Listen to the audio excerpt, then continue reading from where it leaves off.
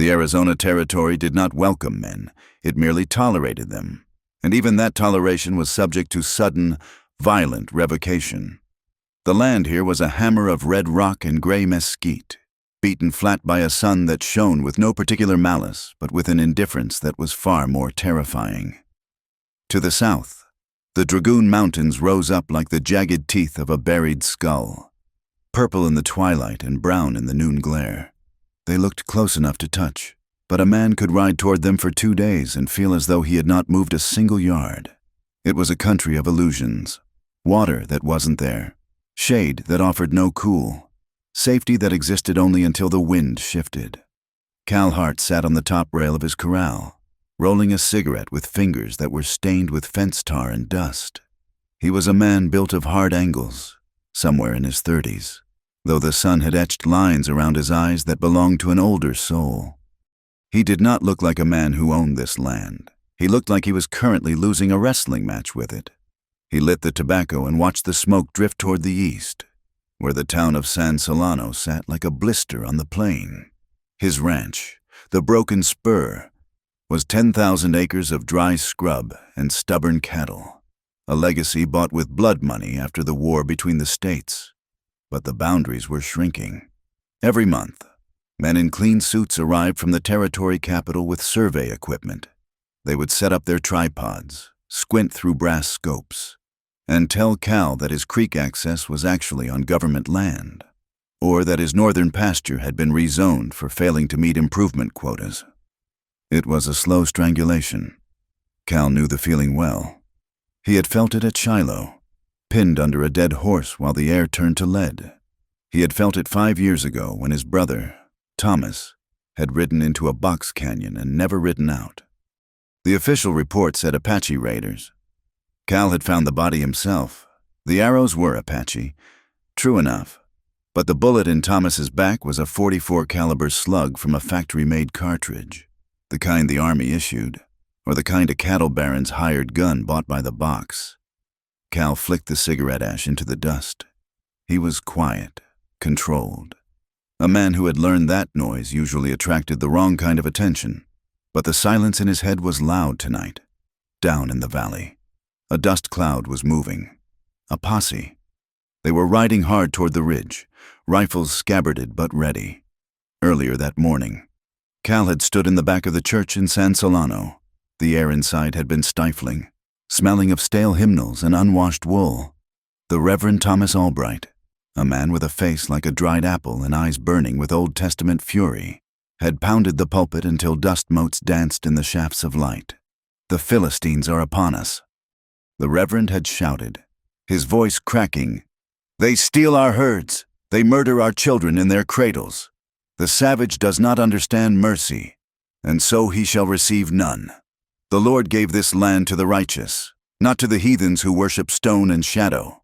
The congregation had murmured in agreement. Cal had seen the faces of his neighbors, men he had branded cattle with, men who had shared coffee at his fire. Their faces were twisted into masks of frightened hate. Fear was a powerful thing. It could make a good man kill a stranger just to make his own hands stop shaking. But Cal knew the math didn't add up. The Apache bands in this sector, primarily the Chiricahua remnants led by a war chief named Gojo, were starving. They had been pushed onto a reservation strip that was mostly rock, dependent on government rations that arrived light or not at all. Starving men stole cattle to eat.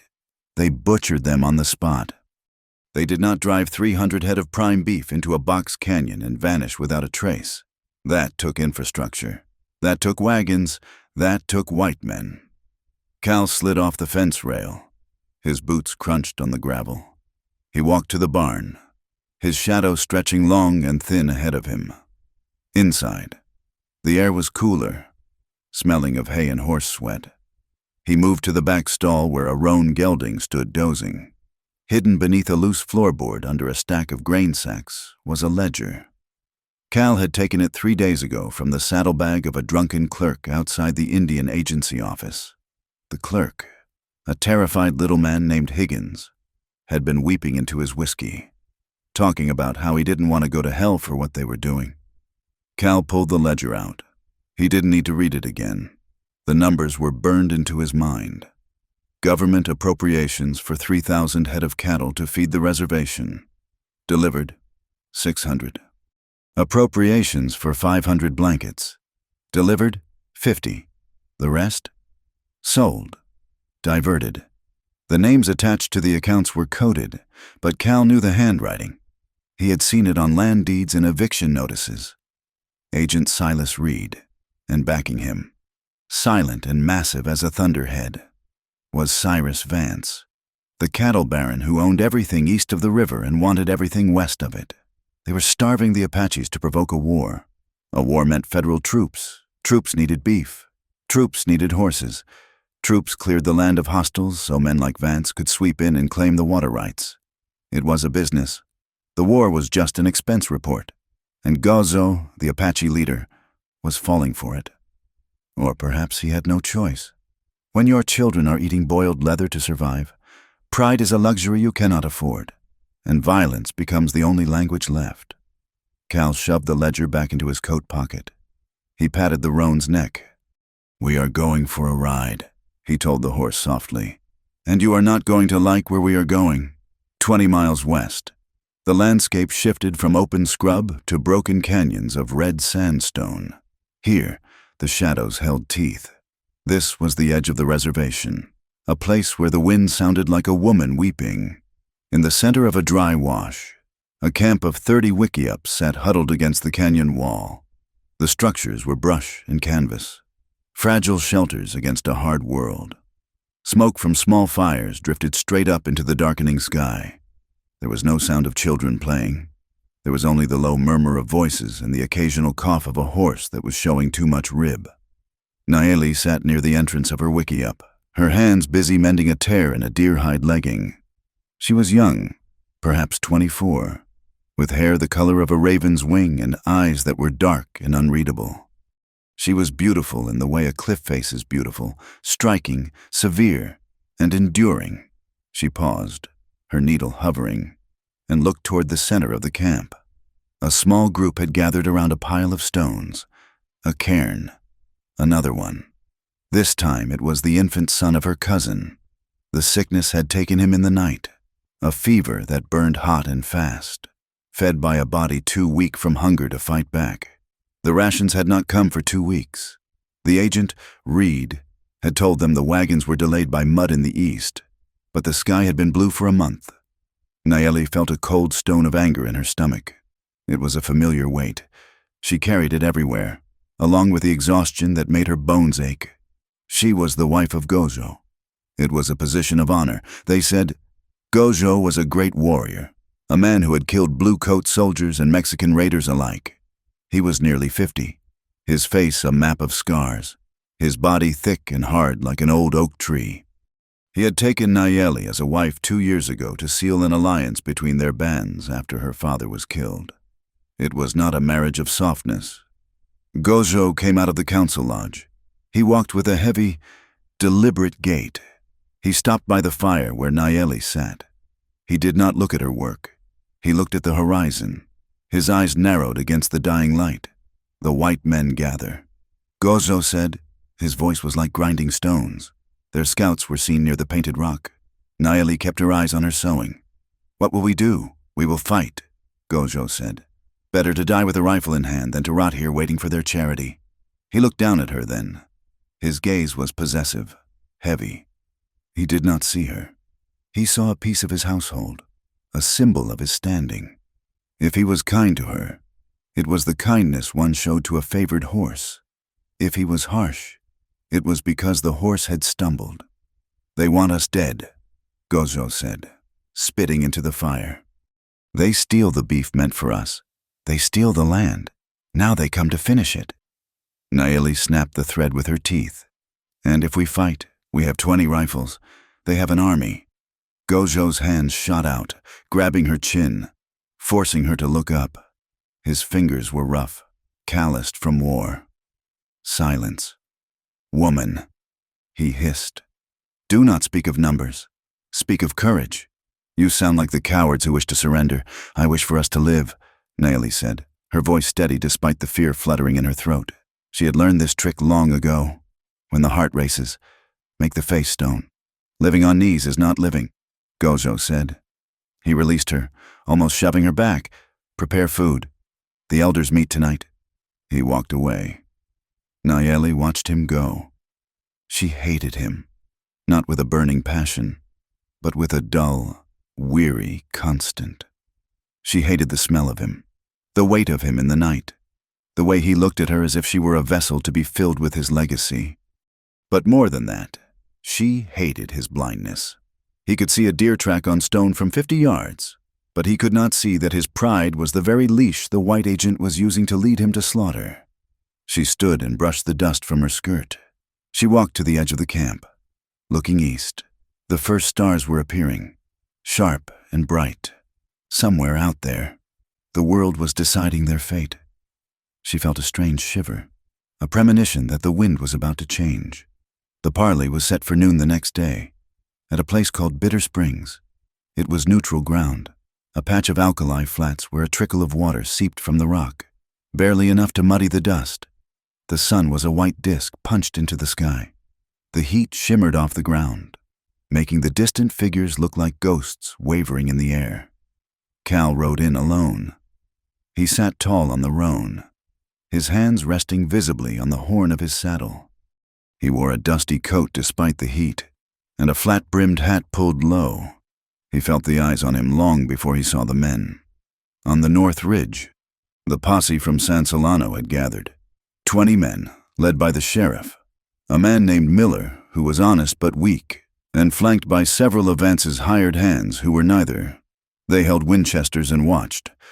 On the south ridge, the Apache warriors sat on their ponies. They were painted for war, streaks of yellow and black on their chests. They held old carbines and lances.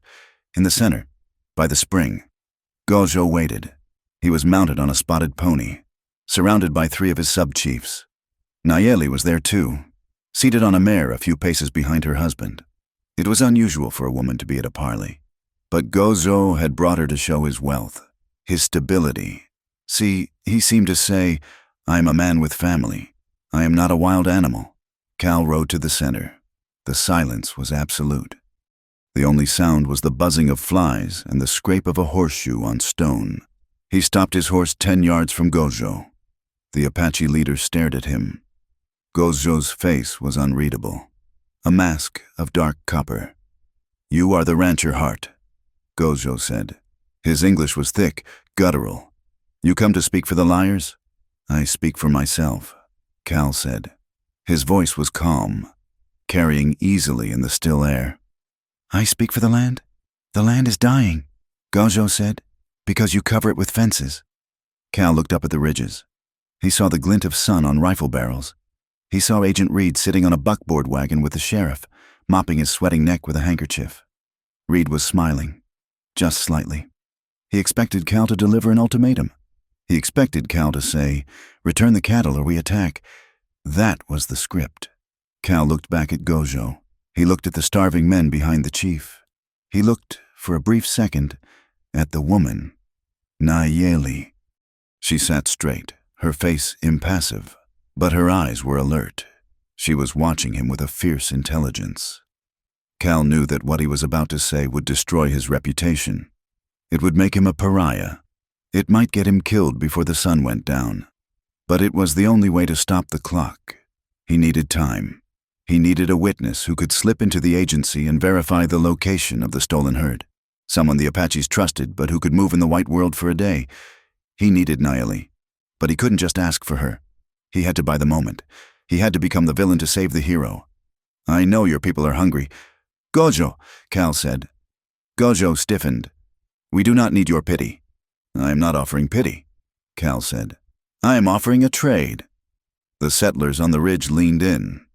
Agent Reed stopped wiping his neck. I have 1,000 head of horses in my north pasture, Cal said. Good stock. Mustangs mixed with thoroughbred blood. Winter coats coming in. Enough to carry your people to the highlands. Enough to trade for blankets and rifles. Enough to make you rich men. Gojo frowned. He had not expected this. 1,000 horses was a fortune. A king's ransom. And what do you want for these horses? Gojo asked. You want our land? You want us to leave? No, Cal said. He took a breath. The air tasted of dust and sage. I want one night, Cal said clearly. Gojo's eyes narrowed. One night? With your wife, Cal finished. The words hung in the air like a gunshot. For 3 seconds, there was no sound at all. The world seemed to stop spinning. Then, the outrage broke. On the settler ridge, men gasped. Someone cursed loudly. Did you hear that filth? The sheriff looked stunned. Agent Reed's jaw dropped, his smile vanishing. It was monstrous. It was biblical sin. It was the most disgusting thing any of them had ever heard. On the Apache side, the warriors hissed. Hands went to knives. This was a mortal insult. To treat a wife like a blanket to be traded, it was a humiliation beyond words. Gojo's face turned a dark, violent red. He reached for the rifle across his lap. Nayeli felt the blood drain from her face. Her stomach twisted into a knot of cold sickness. She looked at the white rancher, her mind reeling with shock and fury. She had expected threats. She had expected hate. She had not expected this degradation. To be bought, to be spoken of as a whore in front of the elders. In front of the enemy? She gripped her reins, ready to turn and ride, ready to scream. But then she looked at Cal Hart. He was sitting perfectly still. His hands were away from his gun.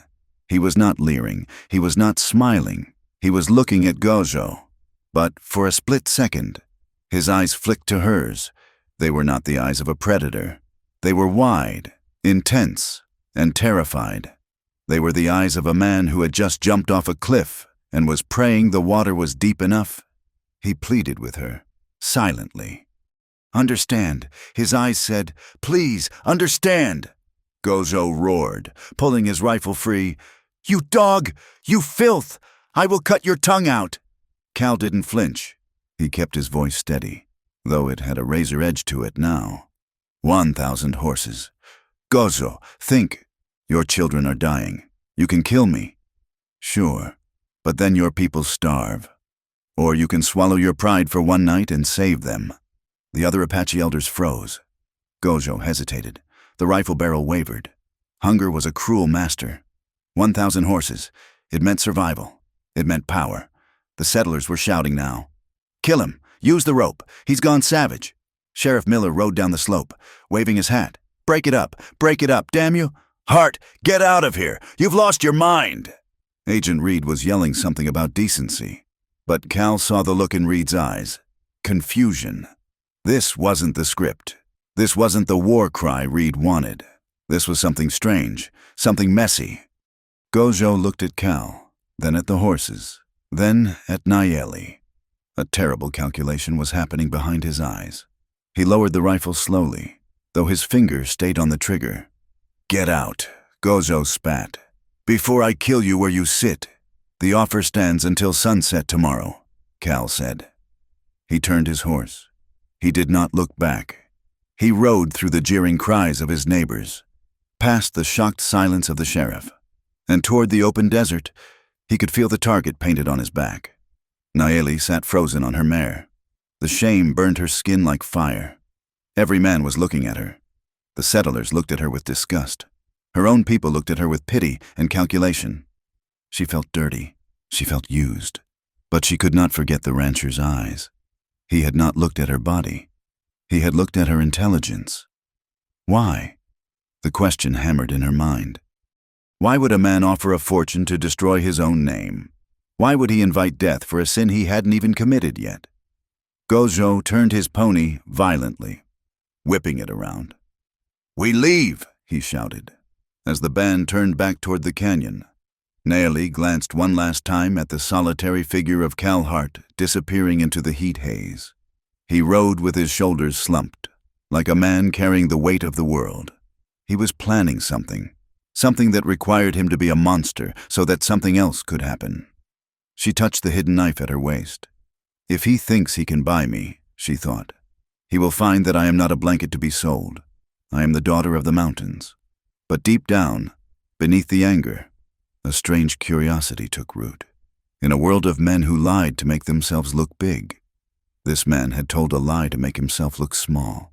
And that Niley realized, was the most dangerous thing of all. The wind picked up, howling through the mesquite, carrying the scent of rain that would not fall. The sun began to dip toward the jagged line of the dragoons, turning the sky the color of a bruise. War was coming. But for the first time in months, the game had changed. The board had been kicked over. Cal Hart rode on, his hand trembling slightly as he lit another cigarette. He took a drag and exhaled, watching the smoke vanish instantly in the wind. "God forgive me," he whispered to the empty desert. But God was not listening. Only the coyotes were, and they began to yip and howl as the darkness fell, laughing at the foolishness of men who thought they could trade horses for destiny. The night would be cold, and tomorrow the bill would come due. The windmill at the broken spur groaned in the pre-dawn dark, a metal shriek that sounded like a dying animal. It was turning, but it was pulling up nothing but air and brown silt. The water table had dropped another foot in the last month, retreating into the earth as if hiding from the men who fought over the surface. Cal Hart sat on the porch step, a tin cup of bitter coffee in his hand. He watched the east, waiting for the gray line of morning to crack the sky. His ranch was a skeleton. The corrals were made of sun-bleached cedar that splintered to the touch. The main house was sturdy but scarred, the paint peeled away by years of wind that carried sand sharp enough to scour glass. He had 3 hired hands left. 2 were young drifters who would move on when the work got too hard or the pay got too thin. The third was Luis, a vaquero who had ridden with Cal's father and possessed a face made of tanned leather and patience. Luis came out of the bunkhouse, rolling a cigarette. He walked with the bow-legged gait of a man who had spent 40 years in a saddle. He stopped by the porch, struck a match on his boot heel, and lit the tobacco. "The boys are talking," Luis said quietly. He did not look at Cal. He looked at the dry water trough. "Let them talk," Cal said. "They say you have lost your mind. Patron, they say you offered the whole herd for a savage woman. They say the bank will come for the land before the week is out if you give away the stock." Cal took a sip of the coffee. It was cold. "If the bank wants the land, they can come and dig the wells themselves. There is nothing here but debt and dust." Luis turned his head slowly. "You are not a fool. Cal, you do not throw away 1,000 horses for lust. I remember you when you were a boy. You were afraid to speak to the girls at the church dance. You are not this man." Cal looked up at his friend. The old man's eyes were dark and shrewd. Luis knew him too well. "It is bait, Luis," Cal said, his voice lowering to a whisper that the wind could not carry. "Bait for who? For the agent? For Reed?" Luis exhaled a long plume of smoke. "You play a dangerous game. You make yourself a monster so the real monster will step out of the shadows." "He stepped out a long time ago," Cal said. "He just wears a suit while he does it. I need to get close to the Apache elders. I need them to trust me, but I cannot walk into their camp without getting shot, and they cannot come here without the town hanging them." "So you buy a night," Luis said, the distaste evident in his tone. "To talk, to show them the ledger," Cal said. "To show them where their cattle went. To show them that the war coming down on their heads is a business deal, not a judgment from God." Luis was silent for a long time. The windmill shrieked again. "The woman," Luis said finally. "Does she know she is the key to the door?"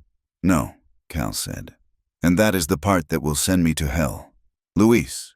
Luis dropped the cigarette and crushed it into the dirt. "We are already in hell, Patron.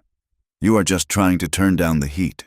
In the canyon of the Chiricahua, the dawn brought no relief. The air remained heavy, trapped between the red walls. The camp was awake, buzzing with a tension that felt like static before lightning. The news of the rancher's offer had spread like a fever. It was debated at every fire. It was whispered by the women as they scraped hides, and argued by the men as they checked their weapons. To the young warriors, men whose blood ran hot, and who had never known a time of peace, the offer was a declaration of war. They wanted to ride to the broken spur and burn it to the ground. They wanted to drag the white man behind a horse until there was nothing left of him. But the elders were pragmatic. They looked at the winter stores, which were empty. They looked at the horses grazing on the sparse grass, rib-thin ponies that would not last the first snow. 1,000 horses. It was a number that defied comprehension. With 1,000 horses, they could trade, they could travel, they could survive. Gojo sat in his lodge, cross-legged on a pile of furs. He was cleaning his rifle, the oil rag moving in slow, rhythmic circles. Nayeli sat across from him, grinding corn in a stone metate. The rasping sound of stone on stone was the only noise in the lodge. "He shames us," Gojo said, his voice low, but he offers power. Nayeli did not look up. She focused on the rhythm. "Push, pull, grind the kernel, break the husk. You are considering it," she said. Gojo stopped cleaning. He looked at her. His eyes were hard, devoid of affection. He saw her not as a person, but as an extension of his own will. "If I refuse, the people starve." Gojo said, "If I agree, I look like a man who sells his wife, so you are worried about how you look." Nayeli said, stopping the stone. "Not about what it is." Gojo stood up, his movement sudden and violent. He crossed the small space and loomed over her. "Do not speak to me of what it is. You are a woman. You are here to serve the band. If your shame buys food for the children, is that not a worthy trade?" Nayeli looked up at him. She saw the calculation in his face. He was already spending the horses in his mind. He was already planning how he would frame this to the others, that he was a great leader making a sacrifice, that he was tricking the stupid white man. "And what of me?" Nayeli asked softly. "After the night is over?" Gojo sneered. "After? You will be unclean. I will have to purify you, perhaps with the whip, to drive the white man's stink off you." A cold calmness settled over Nayeli. She realized then that Gojo did not hate the offer because it hurt her. He hated it because it challenged his ownership. He would agree to the deal, take the horses, and then he would punish her for his own decision. She went back to grinding the corn. The sound was louder now, stone-crushing grain. "I will do what is needed," she said. Gojo watched her for a moment, looking for rebellion, looking for fear. He saw only the top of her head and the rhythmic motion of her arms. He grunted and left the lodge. Nayeli waited until the flap closed. Then she stopped. Her hands were shaking. She pressed them against the cool stone of the metate. She was terrified. Not of the rancher. She remembered his desperate eyes, but of the trap closing around her. She was a piece on a board, moved by men who thought the world belonged to them. But even a pawn can change the game, she thought, if it survives long enough. The second meeting took place 3 days later. This time, the location was closer to the canyon mouth, a spot where the mesquite grew thick and the ground was broken by dry ravines. Cal arrived driving a wagon. He had no escort. He had told Luis to stay back. This had to be done alone. The wagon was loaded not with horses, but with sacks.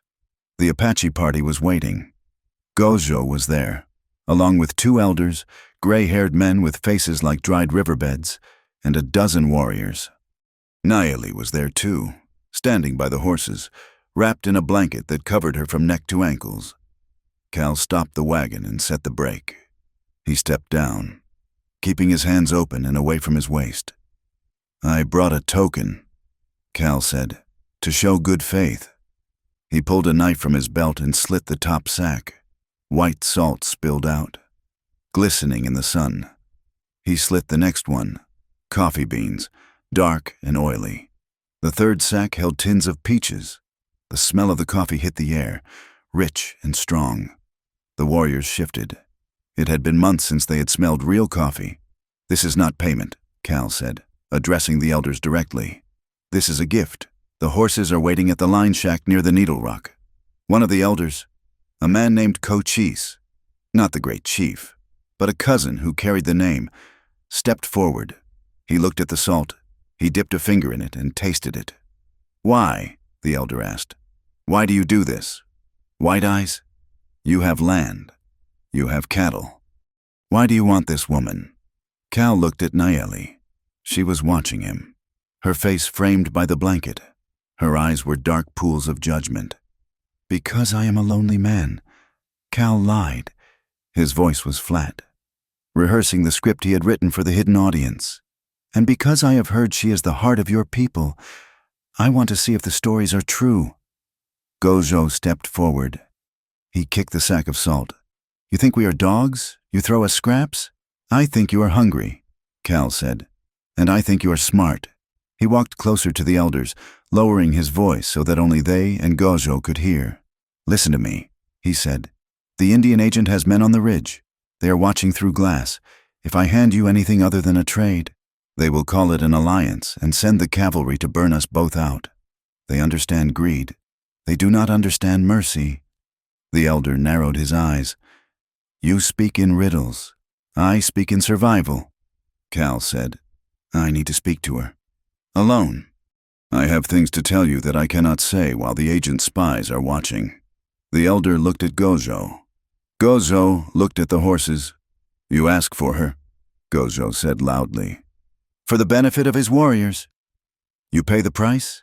1,000 horses, Cal said. Delivered in 3 groups, 300 today, 300 at midnight, 400 at dawn. If I touch her without her consent, or if I harm her, you keep the horses and you kill me. Gojo looked at Nayeli. Come here, he commanded. Nayeli walked forward. The sand was soft under her moccasins. She stopped 3 paces from the white man. She smelled the dust on his coat and the tobacco smoke. She saw the scar that ran down his jawline, white against the stubble. Do you agree to this? The elder asked her. It was a formality, but a necessary one.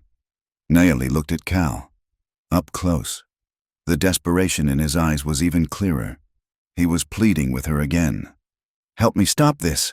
His eyes said, Help me. She looked at Gojo.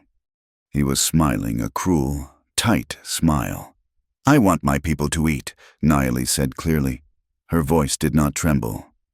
I will go. Gojo nodded. Take her.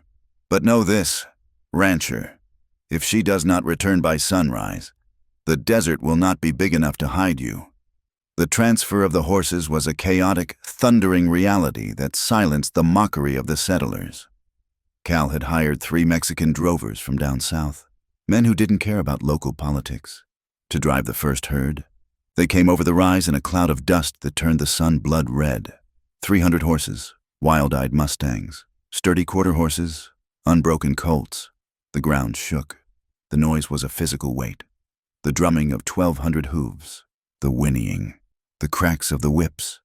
The settlers who had gathered on the distant bluffs to watch the show fell silent. They had come to see a scandal.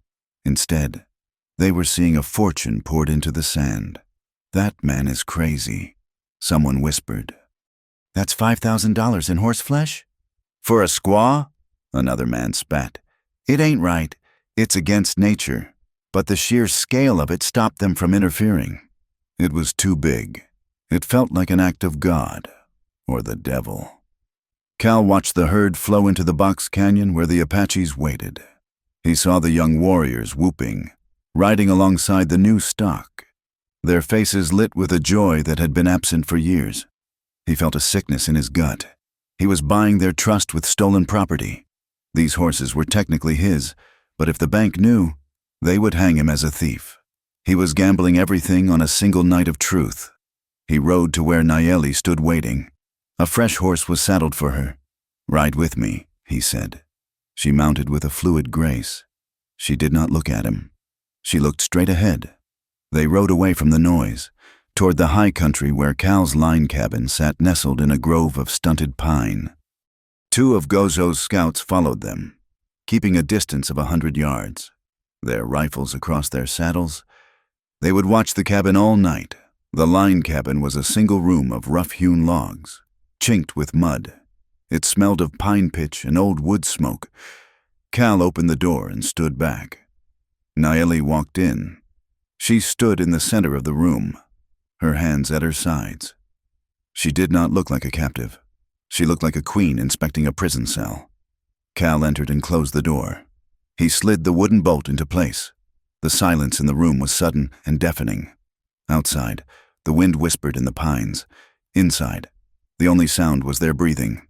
Cal moved to the table and lit a kerosene lantern. The golden light pushed back the shadows, revealing a cot in the corner, a wood stove, and a simple table with 2 chairs. He turned to face her. He took off his hat and set it on the table. Nayeli watched him. Her heart was hammering against her ribs, but she kept her face smooth. "So," she said, her voice was cold, sharp as obsidian. "The great man has his prize." Cal flinched. He looked pained. "Please, don't what?" Nayeli asked. She took a step toward him, her anger finally cracking the surface. "Don't speak the truth. You bought me. You humiliated me before my husband and my enemies. You made me a whore in the eyes of the territory so you could sit here and— What? Look at me?" She tore the blanket from her shoulders and threw it on the floor. "Is this what you wanted?" she demanded. "A trophy?" "No," Cal said. He held up his hands, palms out. "Nayeli, stop, please. Do not tell me to stop," she hissed. "You white men take everything. You take the water. You take the land. Now you think you can take our dignity with horses?" She was shaking now, the fury pouring out of her. Cal reached into his coat pocket. He did not pull out a weapon. He pulled out a folded sheaf of papers. "I did not bring you here to touch you," he said. His voice was rough with emotion. "I brought you here because you are the only one who can read English well enough to understand what this is." He threw the papers on the table. Nayeli stopped. She looked at the papers, then at him. "What is this?" Cal pulled out a chair and sat down heavily. He looked exhausted. He looked like a man who had not slept in a week. "It is the reason your children are dying," he said. Nayeli hesitated. The anger was still hot in her veins, but curiosity was cooling it. She walked to the table. She looked down at the top page. It was a ledger sheet. It had the seal of the Indian Bureau at the top. Date, October 14th. Appropriation, 400 head. Destination, San Solano Reservation. Actual delivery, 0. Diverted to CV, Ranch Holding Pen. Nayeli read the line again. C.V. Cyrus Vance, the cattle baron. She flipped the page. There were lists of blankets, flour, rifles, all marked as delivered by the agent, all diverted to private sellers or Vance's warehouses. She looked up at Cal. Her eyes were wide. "They are stealing it all," she whispered. "Every bit of it," Cal said. "Agent Reed and Vance. They starve you to make you desperate. They want you to raid the settlements. They want the newspapers to scream about the savage Apache menace. Why? Because if there is a war," Cal said, leaning forward, "the army comes. If the army comes, they need beef. Vance has the beef. He gets the contracts. And once the army clears you out, Vance gets the water rights to the canyon." Nayeli sank into the other chair. The enormity of it washed over her. It wasn't just hatred. It was profit. Her cousin's baby hadn't died because of bad luck. He had died because a man in a suit wanted to sell beef to a regiment that wasn't there yet. "You stole these?" she asked. "I took them from the clerk," Cal said, "but papers are just paper. If I take this to the judge in Tucson, it will disappear. Reed has friends everywhere." "So what do we do?" Nayeli asked. The "we" slipped out before she could stop it. Cal heard it.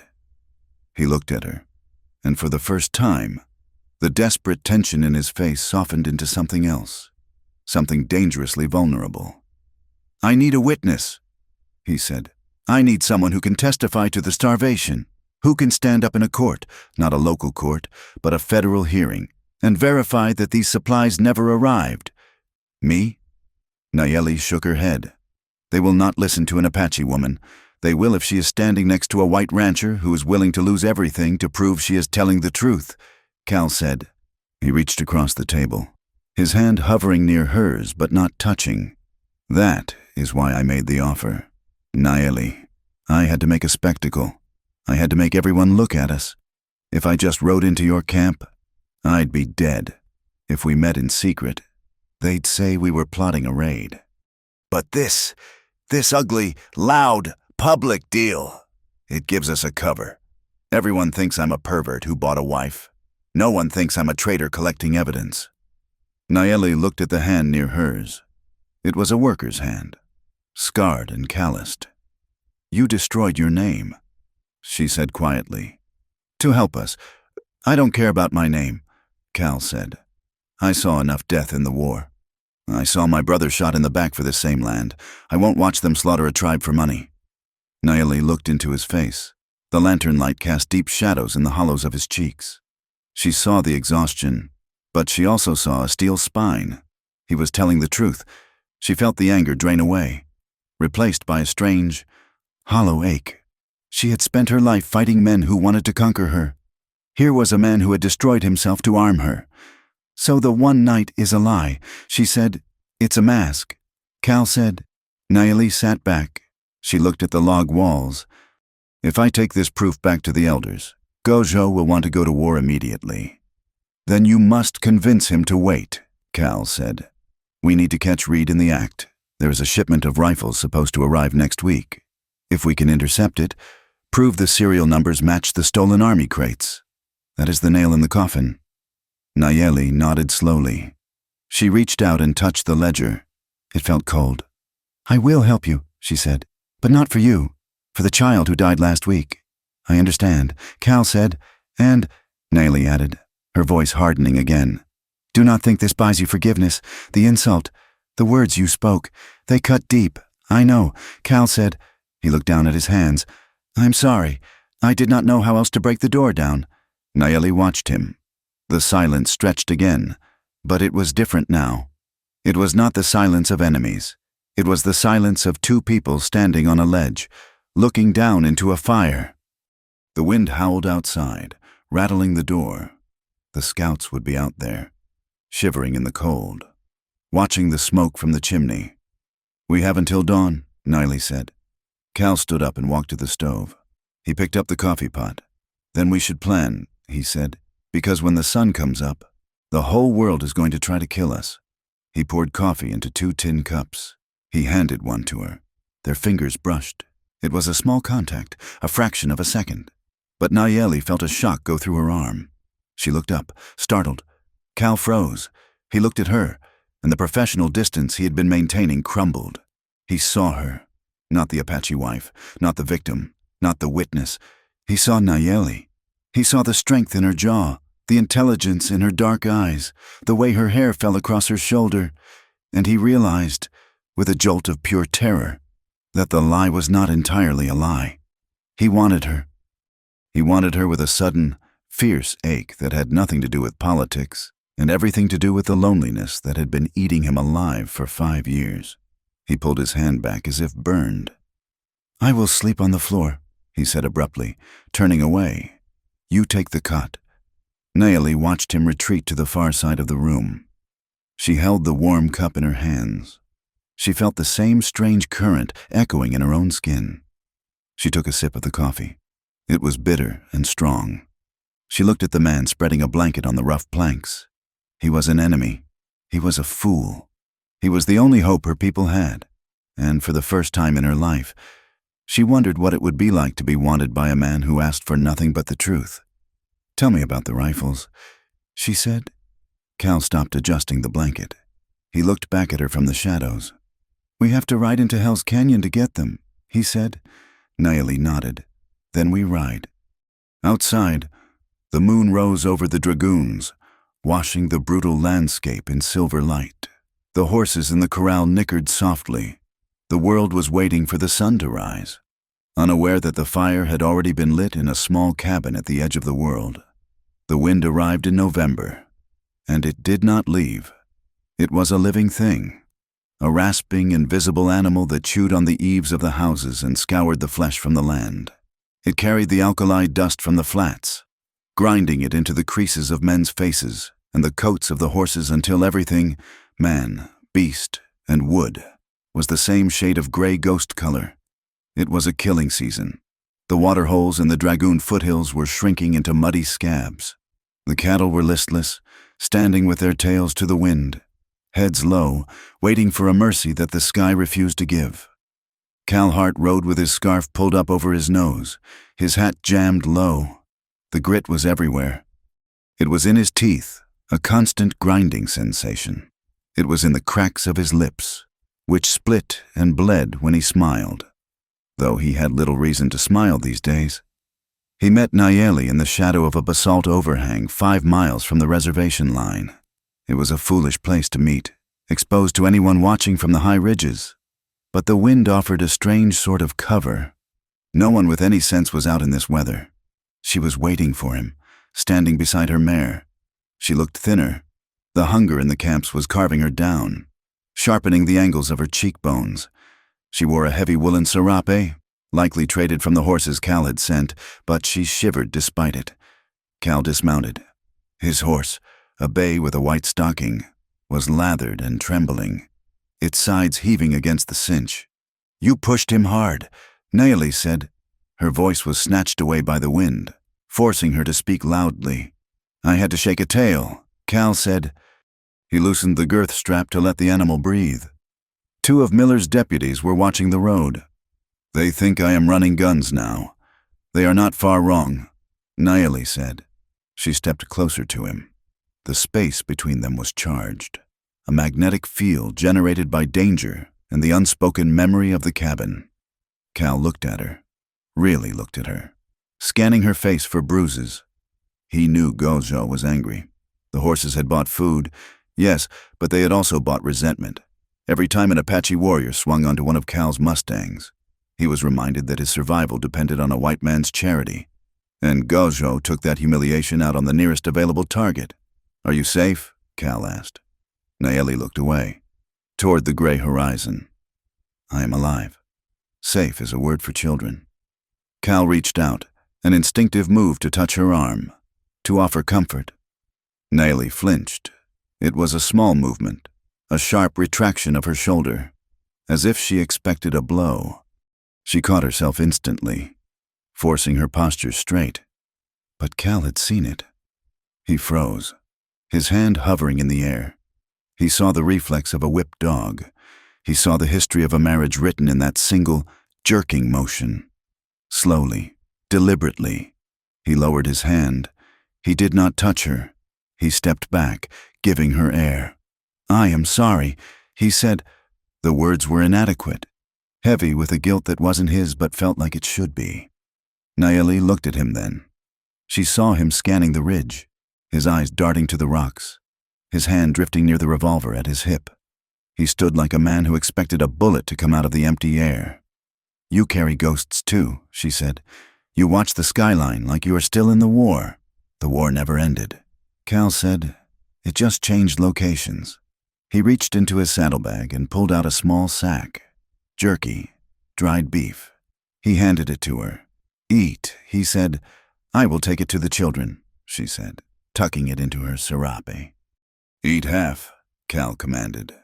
His voice was rougher than he intended. "If you fall out of the saddle, you are no use to the plan." Nayeli looked at him, and for a second, a spark of amusement lit her dark eyes. It was a fleeting thing, a ghost of a girl she might have been before the world hardened her.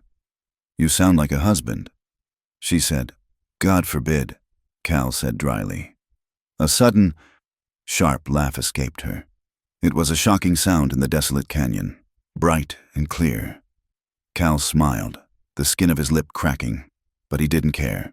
For a moment, just one heartbeat. They were not a rancher and a hostage, not enemies, not conspirators. They were just 2 people standing in the wind, finding a reason to endure.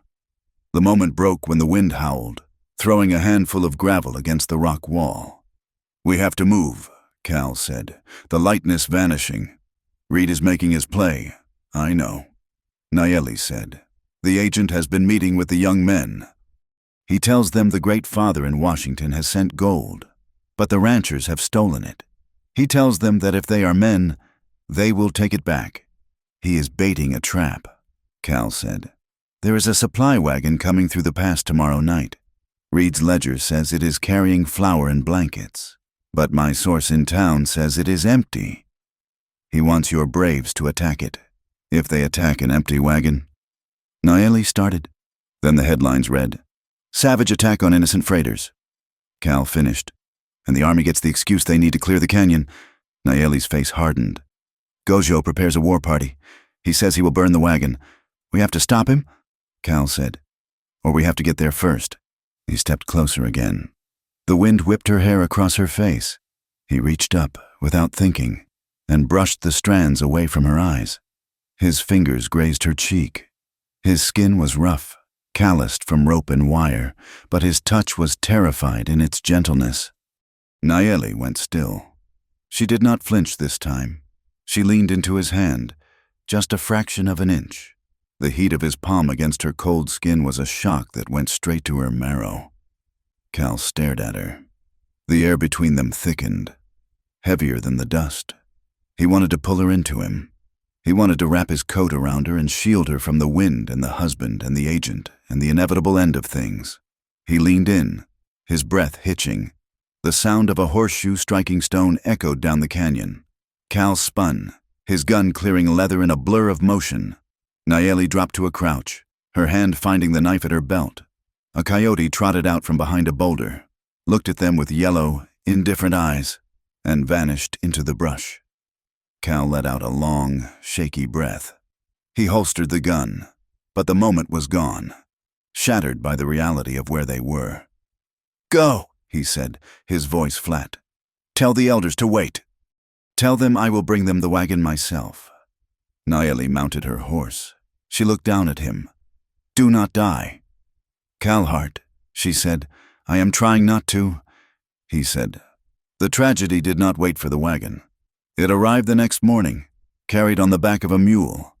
A group of prospectors riding into San Solano found the body in a ravine near the Broken Spurs fence line. It was a young Apache scout, a boy of 16 named Chayton. He had been a gentle spirit, known for carving wooden flutes and playing them when the camp was quiet. He had been shot 3 times, and he had been scalped. The prospectors brought the body into town, draped over the mule like a sack of grain. By noon, the story had twisted. The men in the saloon were saying the boy had been caught trying to rape a settler's daughter. They said he had been cutting fences. They said he got what he deserved. But in the Apache camp, the grief was a physical blow. Chayton's mother wailed, cutting her hair and gashing her arms in mourning. The sound echoed off the canyon walls, a raw, jagged scream that demanded blood. Gojo stood over the body. He did not weep. He looked at the boy's wounds. Then he looked at Nayeli. "This is your friend's work," Gojo said. His voice was a quiet rumble, like thunder miles away. "He did not do this," Nayeli said. She felt sick. She had known Chayton. He had smiled at her when she rode out to meet Cal. He was found on the rancher's land. Gojo said, "The white men kill us for sport, and you spread your legs for the butcher." He backhanded her. It was a fast, brutal blow that knocked her into the dirt. Nayeli tasted copper. She did not cry out. She pushed herself up, wiping the blood from her lip. "You use his death to hurt me," she said, spitting the blood onto the ground. "You are small, Gojo, small and afraid." Gojo stepped toward her, his hand raised again, but the wailing of the mother stopped him.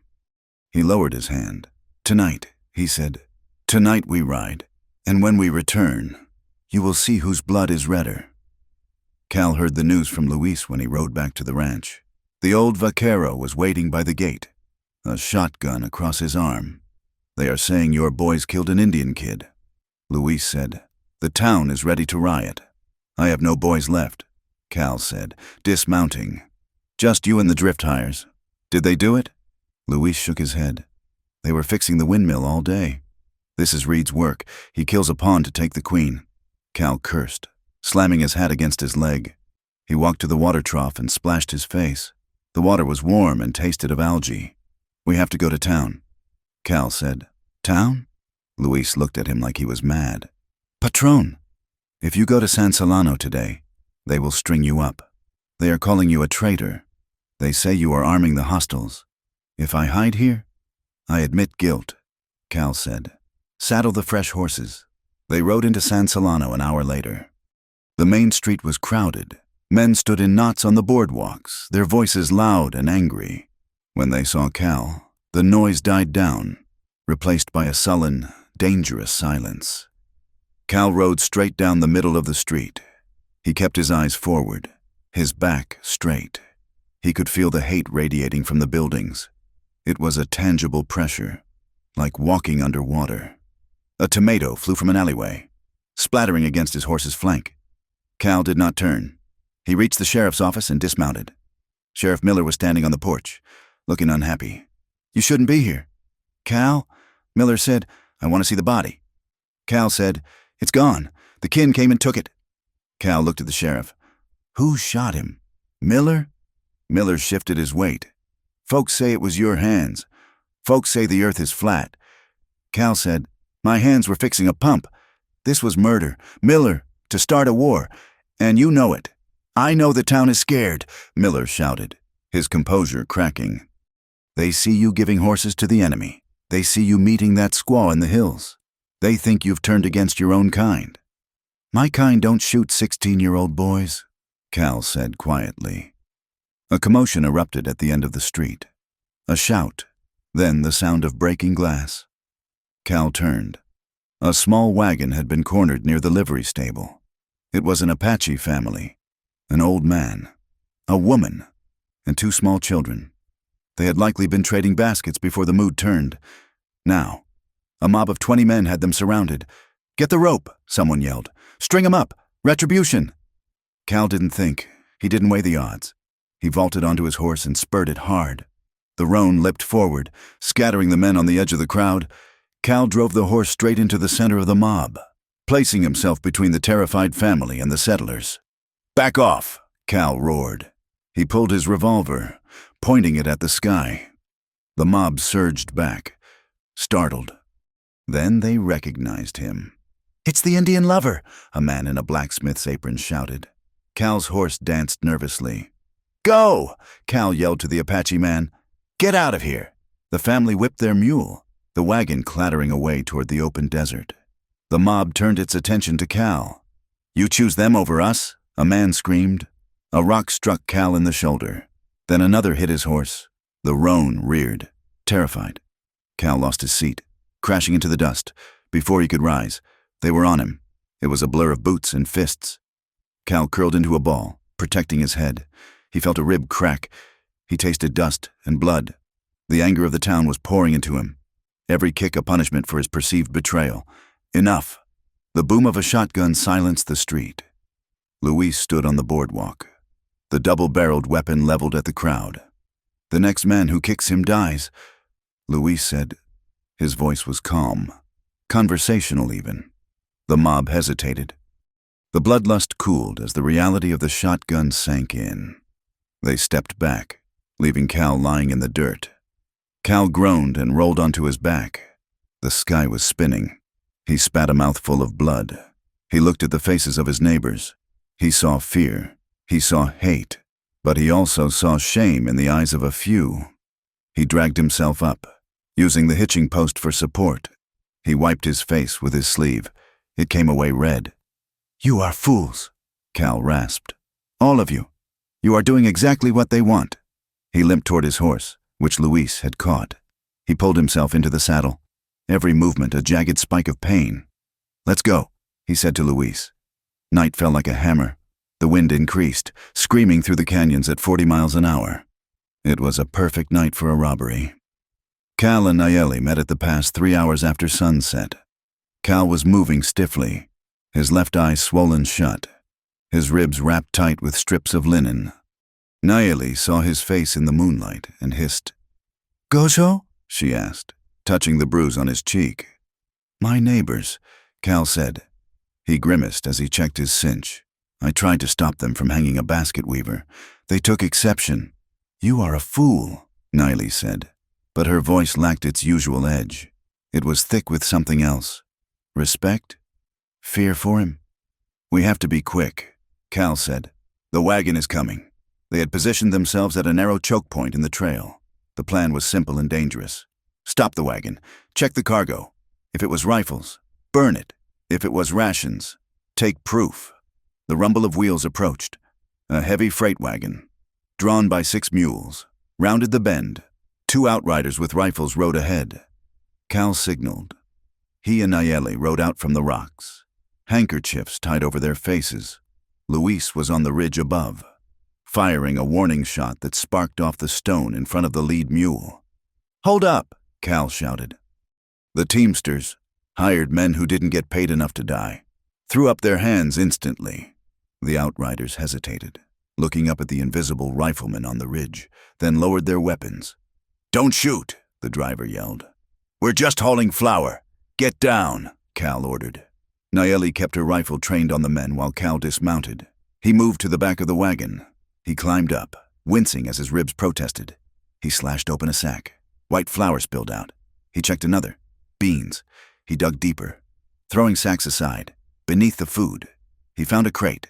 He pried the lid open with his knife. It was not rifles. It was blankets. But on the side of the crate was a stamp. U.S. Department of Interior. Chiricahua Agency. And stapled to the manifest was a bill of sale. Sold to C. Vance. Payment upon delivery. Cal ripped the manifest free. He grabbed a sack of flour that had the government seal clearly branded on the burlap. Proof. He jumped down. "Get out of here," he told the driver. "Turn around. If I see you in this canyon again, I burn the wagon." The driver didn't argue. He whipped the mules, turning the team in a tight, panicked circle. Cal walked back to his horse. He handed the manifest to Nayeli. "We got him," he said. They took shelter in a shallow cave high in the rocks to let the storm pass. The wind outside was deafening, a roaring ocean of air. Inside, it was quiet, cold, and intimate. Cal built a small fire using dried mesquite roots. The flames cast dancing shadows on the stone walls. Nayeli sat near the fire, holding the manifest. She looked at Cal. He was leaning against the wall, eyes closed, his face pale and battered. "You are hurt bad," she said. "I've had worse," Cal murmured. Nayeli moved to him. She knelt beside him. She reached out and touched the bandage on his ribs. "Let me see. It's fine. Nayeli, let me see." Cal opened his eyes. He looked at her. He nodded. She unbuttoned his shirt. The skin beneath was purple and black, the ribs clearly bruised, perhaps cracked. She touched the skin gently, her fingers cool. Cal sucked in a breath. "Does it hurt?" "Everything hurts," Cal whispered. He wasn't talking about the ribs. Nayeli looked up into his face. They were inches apart. The smell of sage and sweat and old blood was heavy in the air. "Why do you do this?" she asked. Her voice was trembling. "You lose your name. You lose your blood." "For what?" "For you," Cal said. The truth hung there, naked and terrifying. Cal reached out and took her hand. His grip was strong, desperate. "I'm afraid." "Nayeli," he said. "Of Gojo? No, I'm afraid of wanting you, because wanting you makes me reckless. It makes me think I can fight the whole world, and I know I can't."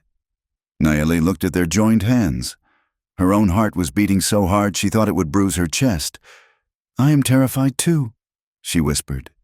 "I am terrified that this hope is just another trap.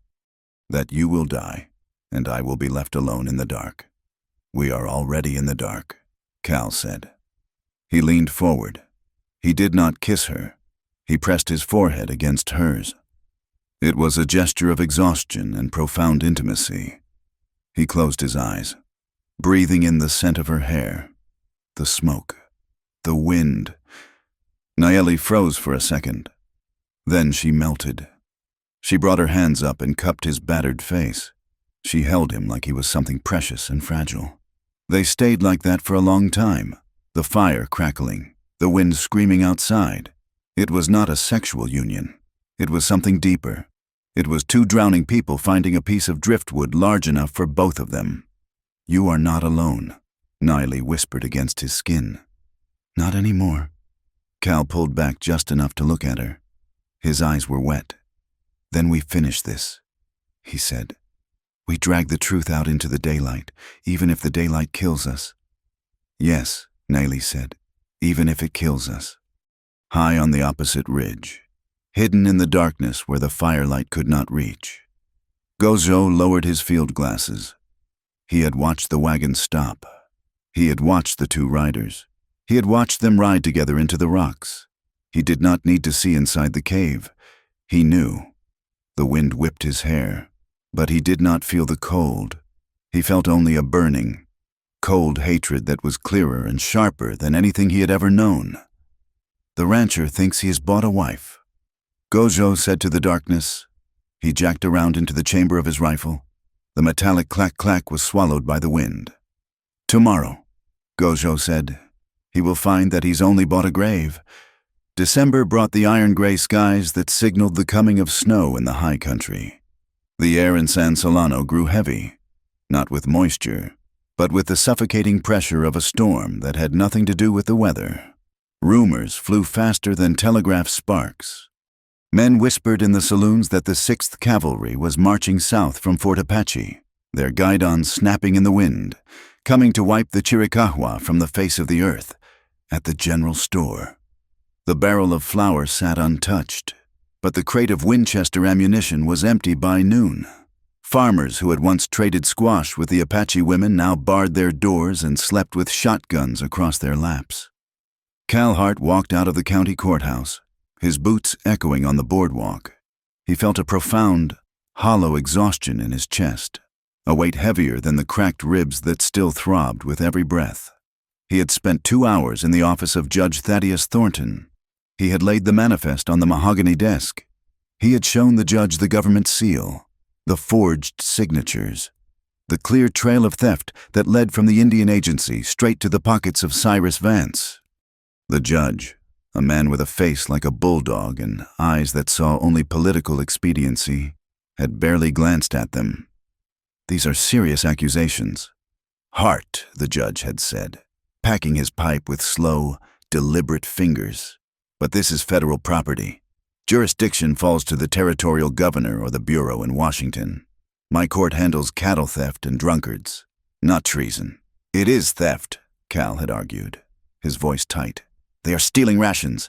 They are starving a people to force a war.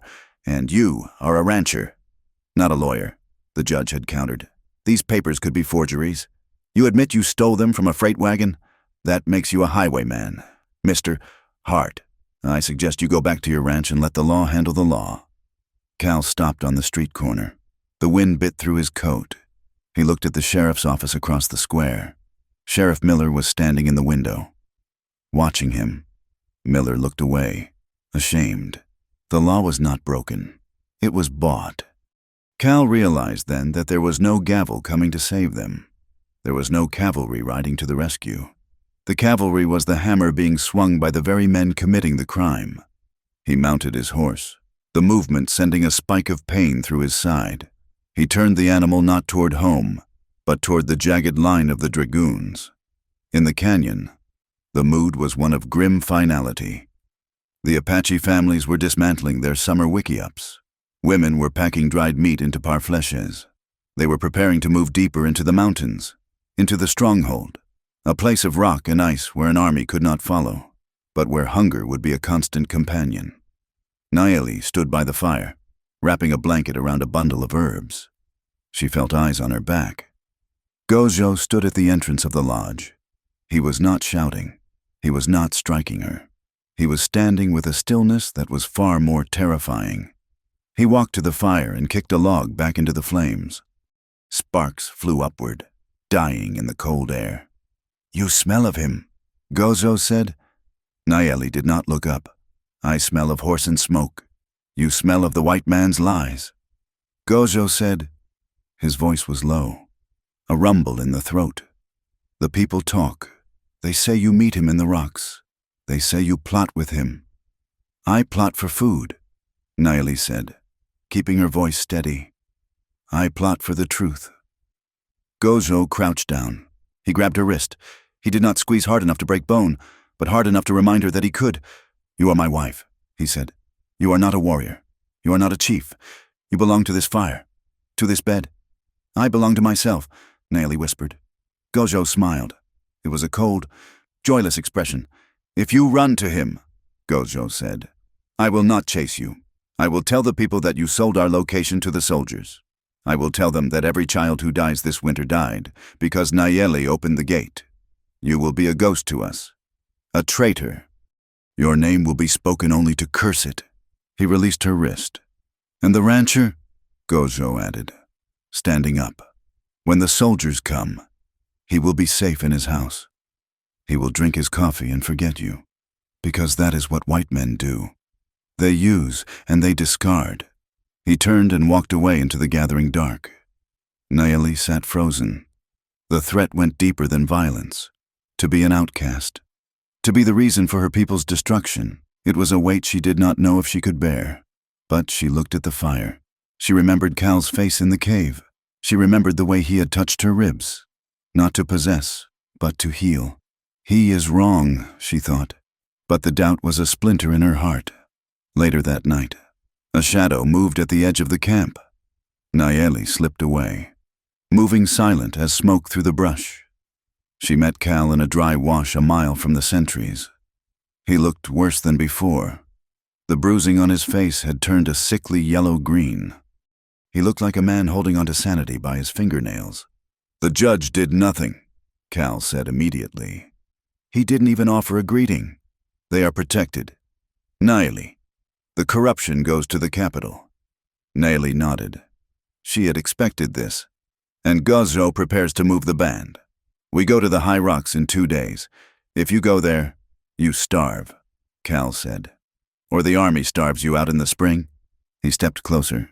He took off his hat, running a hand through his dusty hair. "I can get you out," he said. Nayeli looked at him. "Out? I have money buried at the ranch, enough for passage to Mexico or California. I can take you. Tonight, we can ride south, cross the border before dawn." He was offering her a life without hunger, a life without Gojo. "And my people?" she asked. Cal looked at the ground. "I cannot save everyone. Nayeli, I tried, I failed, but I can save you." Nayeli looked at the moon, hanging sharp and white over the desert. She thought of the insults. She thought of the hunger. She thought of Gozo's threat. "If I leave," she said, "I prove Gozo right. I become the traitor he says I am." She looked back at Cal. "I cannot run. Cal, not while the lie still stands." Cal looked up. His eyes were full of pain, but also a dawning realization. He nodded slowly. "I will not decide for you," he said. "I will not be another man telling you where to stand. If you want to fight, we fight." "But how?" Nayeli asked. "The judge is deaf. The sheriff is afraid.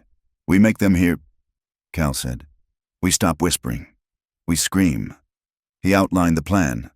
There was a town meeting scheduled for Sunday, a revival gathering with a traveling preacher, a man named Reverend Solaris, who was known for his fiery independence. Traders would be there, the freight drivers, neutral eyes. "We bring the proof there," Cal said. "We stand up in front of God and everyone. We read the ledger. We show the manifest. We force the town to look at the theft." "It is dangerous," Nayeli said.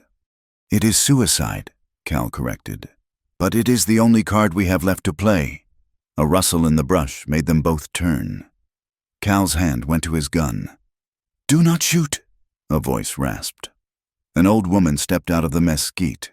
It was Guyen, the grandmother of the boy who had been murdered. She was small, withered like a dried apple, but her eyes were bright and hard. Behind her stood Taza, a sub-chief who had often argued for caution against Gojo's rage. "We followed you," Taza said. Cal did not lower his hand, but he did not draw. "You heard?" Cal asked. "We heard."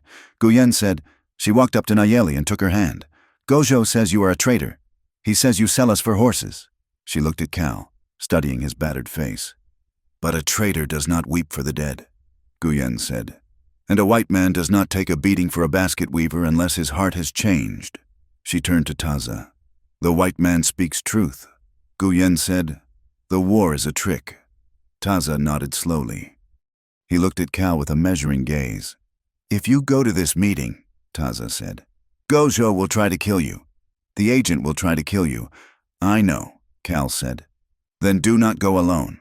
Taza said, "When you stand to speak, look to the hills. We will be watching. If the truth is spoken, we will hold our fire. If you lie, if I lie, you can put a bullet in me yourself," Cal said. Taza grunted. A fair trade? The plan was set, but the enemy did not wait for Sunday. The next morning, Cal was at his ranch, packing saddlebags with the last of his supplies. He was cleaning his Winchester when Luis burst into the house. The old foreman was pale, his breath coming in gasps. "You have to go," Louise said. "Now." "What is it?" Cal asked. Standing up, "The sheriff is coming, with a posse, and 2 marshals from Tucson." "For what?" "Murder," Louise said. "They found a body in the alley behind the saloon this morning. It was Higgins, the clerk." Cal felt the blood drain from his face. Higgins. The man who had given him the first ledger. "He was shot with a .45, Louise said. "And they found your kerchief in his pocket, the one with your brand stitched on it. It was a frame-up, crude, simple, and effective." "Get the fresh horses," Cal said. "It is too late for horses," Louise said. "They are at the gate." Cal grabbed his rifle. He looked at the back door. "Go, patron," Louise said. "I will talk to them. I will buy you 5 minutes. Louise, go!" Cal ran. He burst out the back door, sprinting low through the dry cornfield. He heard the shouts from the front yard. He heard Sheriff Miller's voice, amplified by fear. "Cal Hart, come out with your hands up." Cal reached the creek bed, which was dry and choked with tamarisk. He scrambled down the bank, his boots sliding on the loose stones. He didn't stop. He ran until his lungs burned, until the ranch house was just a speck in the distance. He was a fugitive now. The law was no longer an obstacle. It was a weapon pointed at his chest. He had to get to Nayeli. They couldn't wait for Sunday. They had to move now. He found her at the spring. She saw him coming on foot, stumbling, covered in dust. She knew instantly. "They are coming," Cal gasped, falling to his knees by the water. Nayeli didn't ask questions. She grabbed the reins of her mare. She pulled Cal up. "Get on behind me," she said. They rode double until they were deep in the Badlands, a landscape of twisted rock and cactus that looked like the surface of the moon. That night, the cold was a physical assault. The temperature dropped to 20 degrees. They had no fire. To light a fire was to invite a bullet. They found shelter in a shallow depression beneath a shelf of sandstone. Cal was shivering uncontrollably. The shock of the run, combined with his injuries and the biting cold, was shutting his body down. Nayeli took charge. She was in her element now. The rancher knew cattle and fences. She knew survival. She cleared the ground of sharp stones. She cut armfuls of sagebrush to create an insulating layer against the frozen earth. She forced Cal to drink the last of the water. "You are freezing," she said. "I'm fine," Cal chattered, his teeth clicking together. "You are a liar," Nayeli said gently.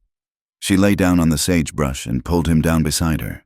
She opened her heavy serape and wrapped it around both of them. Cal stiffened. This was a boundary they had danced around but never crossed. "Be still," Nayeli commanded. "This is not romance. This is heat." She pressed her body against his back, wrapping her arms around his chest. She could feel the tremors running through him. She could feel the rigid tape binding his ribs. Slowly, the warmth began to bleed from her into him. The shivering subsided. Cal turned in her arms, shifting so he was facing her.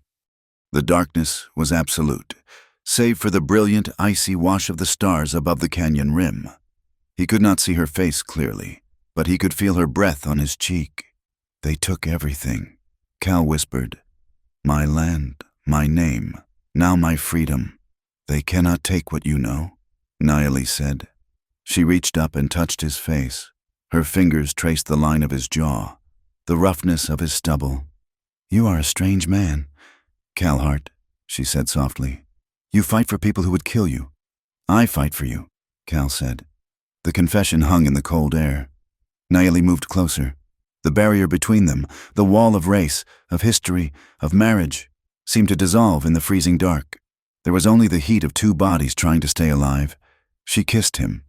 It was not a tentative kiss. It was desperate. It tasted of salt and fear and an overwhelming, aching need. Cal made a low sound in his throat and pulled her closer, burying his hands in her hair. For a moment, the war didn't exist. The posse didn't exist. There was only the sensation of her mouth, the solid weight of her against him, the fierce affirmation that they were still alive. Nayeli pulled back, breathless. "We are alive," she whispered. Cal rested his forehead against hers. "I love you," he said. The words terrified him more than the lynch mob. "I know," Naley said, "and that is why we must win." Morning brought a gray, bleak dawn and the sound of distant gunfire. The posse was tracking them. "We need the last piece," Cal said, checking his revolver. He had 6 rounds left. "We have the ledger. We have the manifest. But we need the order. The paper that connects Vance to the agent directly." "I know where it is," Naley said. Cal looked at her. "How?" "Chayton," she said. "The boy they killed. Before he died. He told his grandmother he saw the agent hiding a box, not at the agency, but at the old stagecoach station near the river crossing. The one that burned down last year. It's a long shot," Cal said. "It is the only shot," Naley said. "They moved like ghosts. Naley taught him how to step, toe first, then heel, rolling the weight to avoid snapping twigs. She taught him to freeze when the wind died, to move only when the brush was rustling." They reached the burnt-out stage station by midday. It was a ruin of blackened timber and adobe melting back into the earth. Cal crept into the remains of the main room. Naley watched the ridge. He dug through the ash and debris in the corner where the chimney had collapsed. His fingers scraped against stone. He found a loose flagstone. He pried it up. Beneath it was a metal strongbox. Cal shot the lock off. The sound was deafening in the silence. He opened it. Inside were stacks of greenbacks, thousands of dollars in bribe money, and a letter. It was on the stationery of the Cyrus Vance Cattle Company. "Silas," it read, "the unexpected arrival of the 6th Cavalry is our opportunity. Create an incident. Make sure the blame falls on the hostiles. I need the valley cleared by January. Authorization for the raids is enclosed. C.V." Cal held the paper up. His hands were shaking. "We have them," he said. A bullet struck the adobe wall 6 inches from his head. Dust exploded into his eyes. "They are here!" Naley screamed. Cal scrambled back, shoving the letter into his coat. He looked out the window. On the ridge to the north, a line of riders had appeared. The sun glinted on badges. On the ridge to the south, blue uniforms appeared. The cavalry. They were pinched. "The troops are here," Cal said. He looked at Nayeli. "They think they are catching an Apache war party. They will kill us," Nayeli said. "Not if we make it to the town," Cal said. The town was 5 miles away. Between them and the town was open ground. "We can't outrun them," Nayeli said. "No," Cal said. He looked at the horses. "We can't run." He turned to her. He grabbed her shoulders. "We walk," he said. "Walk?" "We walk straight down the road. We hold the papers up. If we run, we are prey. If we walk, we are witnesses." It was madness. It was the only choice left. Nayeli looked at the riders closing in. She looked at Cal. She saw the fear in his eyes, but she also saw the iron resolve. "Then we walk," she said. They stepped out of the ruins of the station. They did not mount their horses. They slapped the animals on the rump, sending them galloping off into the brush to draw fire. Cal took Nayeli's hand. He held the letter in his other hand, high in the air. They began to walk down the center of the dusty road. 2 small figures against the massive, indifferent landscape. Behind them, the posse shouted and spurred their horses. Ahead of them, the cavalry bugle sounded. Cal looked at Nayeli. "Don't look back," he said. "Just keep walking." Nayeli squeezed his hand. Her grip was strong enough to crush bone. "I am here," she said. And together, they walked into the guns. The San Solano town square was not a place of civic beauty. It was a patch of beaten earth where the ambitions of men came to die in the heat. On this Sunday, it had been transformed into a theater of judgment, the traveling revival tent, a canvas cathedral stained with road dust, flapped in the wind. Reverend Solaris, a man with a voice like a grinding millstone, stood on a crate, preaching about the fires of hell. But the real fire was in the crowd. 300 people were packed into the square. Ranchers, miners, shopkeepers, and the drifters who smelled blood in the water. They were there for the spectacle, for the promise of scandal that had been whispered from the saloons to the church pews. Agent Silas Reed stood near the livery stable entrance, flanked by 4 men who wore badges that shone too brightly to be real. He looked confident, smoothing his silk vest, checking his pocket watch. He was a man who believed that money could buy gravity itself. Then the road to the north cleared. The silence started at the edge of the crowd and rolled inward like a wave. The hymn singing died in throats. Heads turned. Cal Hart and Nayeli walked down the center of the main street. They did not run.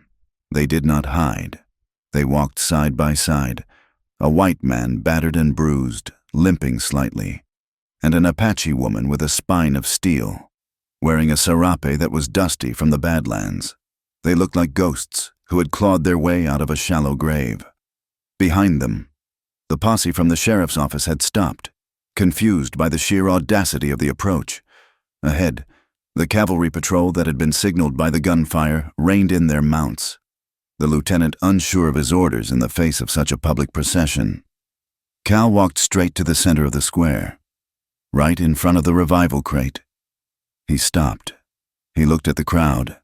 His left eye was swollen shut, his lip split, his coat hanging off his frame like a shroud. But his good eye burned with a cold, terrifying light. He held up the papers.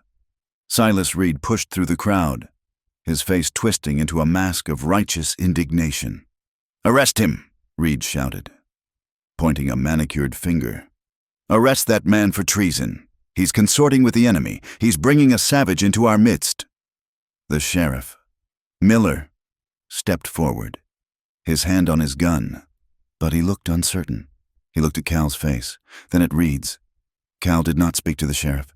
He spoke to the crowd. "I'm not here to hide," Cal said. His voice was raspy, dry as old parchment, but it carried, "I'm here to show you what you bought with your tax dollars." "He loves the squaw," Reed yelled, trying to drown him out. "Look at them. It is an abomination. He bought her for horses. He sold his own race for a night in a blanket." The crowd murmured. The words were ugly, designed to hook into the darkest parts of their prejudice. Men spat on the ground. A woman covered her child's eyes. Nayeli stepped forward. She did not look down. She did not look at Cal. She looked straight at Silas Reed. "You speak of buying," Nayeli said. Her voice was clear, melodic, and utterly fearless. It cut through the murmuring like a knife through canvas. "You speak of trade," she continued, "but you are the merchant. Agent Reed." She turned to the crowd. She saw the hate in their eyes, the disgust. She did not flinch from it. She walked toward the women in the front row. "You call me a savage," Nayeli said. "You call me a whore. You say this man bought me." She paused, letting the silence stretch until it was painful. "He offered horses. Yes," she said. "He made a spectacle. He made you all look. He made you whisper. He made you hate him." "Why?" She held up the ledger page she had taken from the strongbox. "Because it was the only way to make you listen," she said. "If I came to you as a mother begging for food for my starving child, you would have slammed the door. If he came to you as a neighbor speaking of theft, you would have called him a liar." She walked back to Cal and took the manifest from his hand. "So we gave you a scandal," Nayeli said. "We gave you a story about a man and a woman because that is all you understand. But the real story is this." She slapped the papers against the wood of the preacher's crate.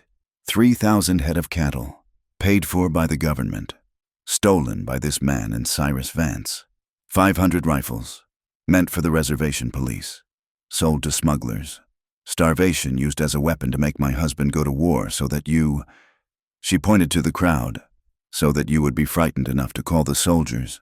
So that the soldiers would buy beef from Vance." "It is a lie," Reed screamed. His composure was cracking. The veins in his neck bulged. "She is a lying savage. She is trying to save her skin." "Is she?" The voice came from the back of the crowd. A man stepped down from a freight wagon. It was the driver Cal and Nayeli had stopped in the pass. He was a rough man, a drinker, a man who didn't care much for Indians, but he took off his hat and twisted it in his hands. "I drive for Vance," the teamster said. "I drove the wagon last night. It was marked for flour." But it was empty, just like Hart said. And I seen the agent there when we loaded up. I seen him take the cash box. The crowd shifted. The mood changed from hostility to confusion, and then to a low, dangerous growl. Reed looked around.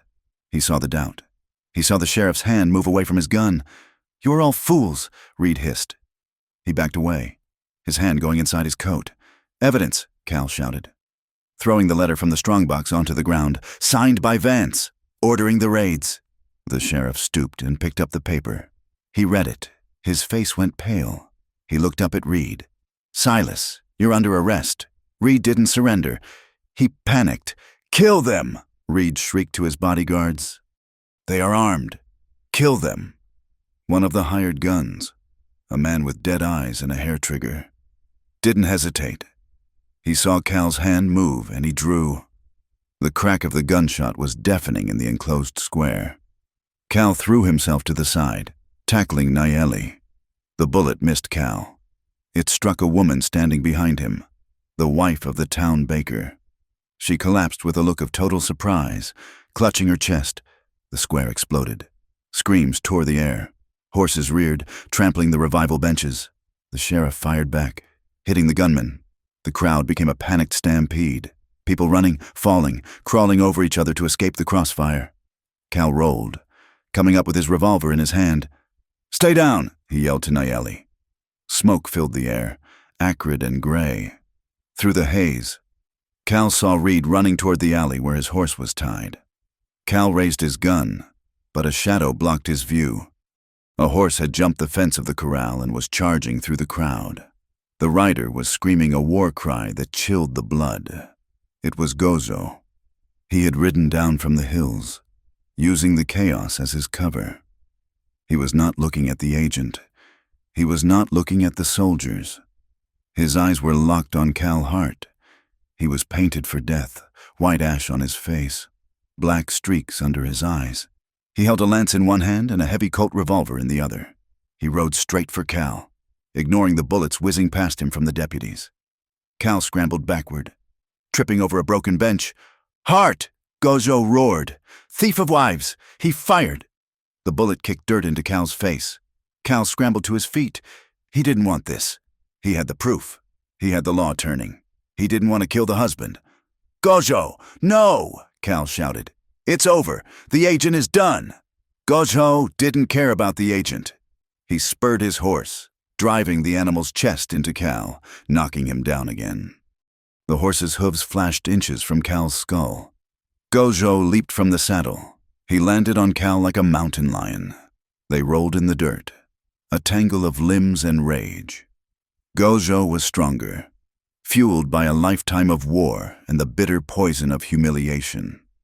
He dropped his gun and went for his knife, a heavy butcher blade that glinted in the sun.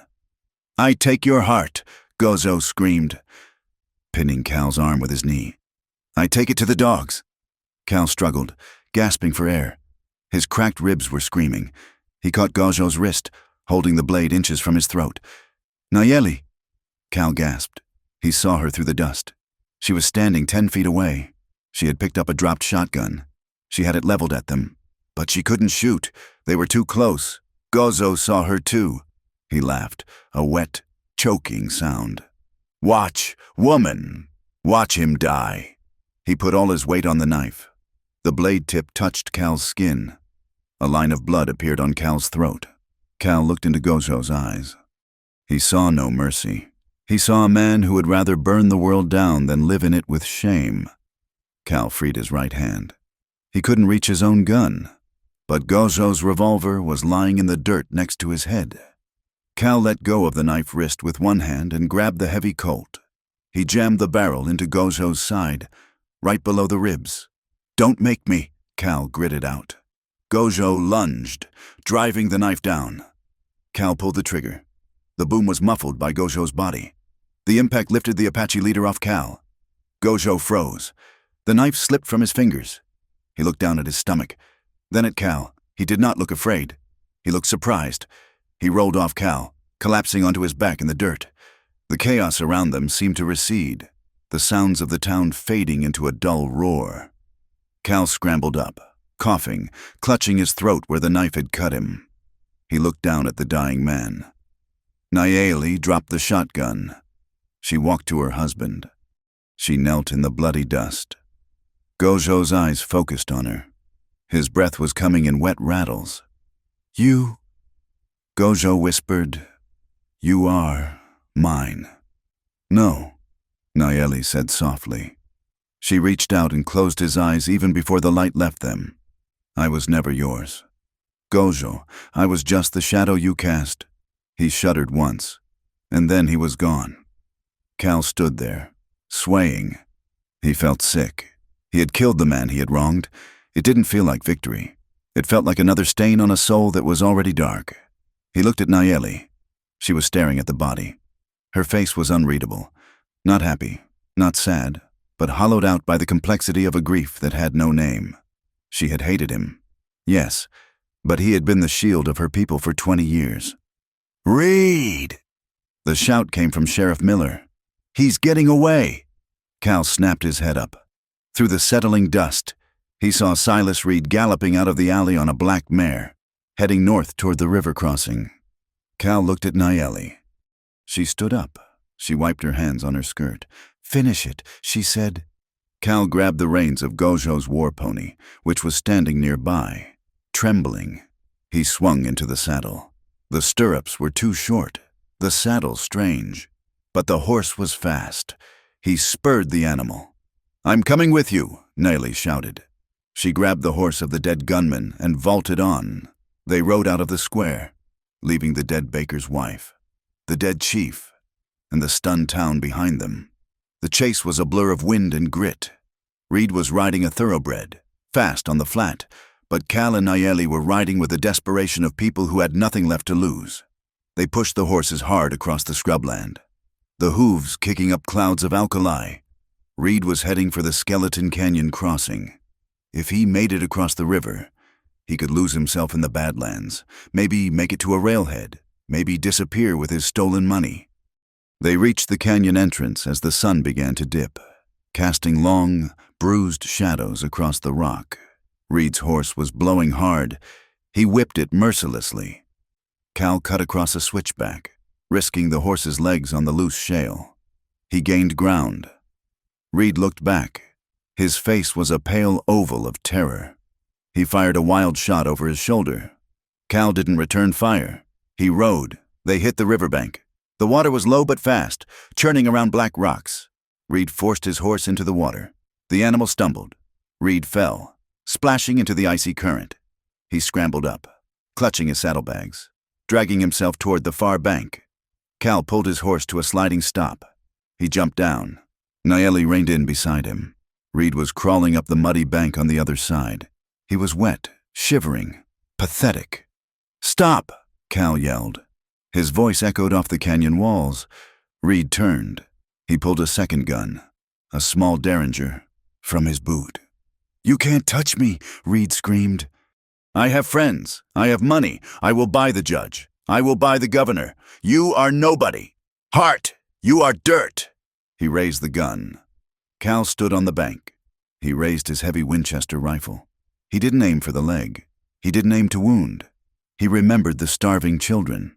He remembered the boy Chayton, scalped for a headline. He remembered the baker's wife in the dust. The system would let Reed go. A lawyer would find a loophole. A bribe would find a pocket. There was no court here.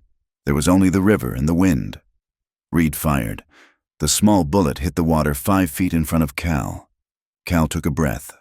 He squeezed the trigger. The rifle bucked against his bruised shoulder. The bullet caught Silas Reed in the center of his chest. It knocked him backward as if he had been kicked by a mule. He slammed into the mud, slid down the bank, and came to rest with his boots in the water. The saddlebags fell open. Greenback dollars spilled out, floating away on the current, dissolving like wet leaves. Cal lowered the rifle. The ringing in his ears was loud, a high-pitched whine that wouldn't stop. It was over. He sat down heavily on a driftwood log. He put his head in his hands. He shook. The adrenaline was crashing, leaving him hollowed out and trembling. Nayeli walked to the water's edge. She watched the money float away. She watched the body of the man who had tried to erase her people. She did not cheer. She did not smile. She walked back to Cal and sat beside him. She did not touch him at first. She just sat, letting her presence be the anchor. "He is dead," she said. Cal nodded into his hands. "And Gajo is dead. And the woman in the square. And the truth is out," Nayeli said. She reached out and took his hand. Her fingers were cold, but her grip was steady. "Look at me. Cal." Cal raised his head. His face was a map of violence. Bruises, cuts, blood that wasn't his. "We did not choose the war," Nayeli said.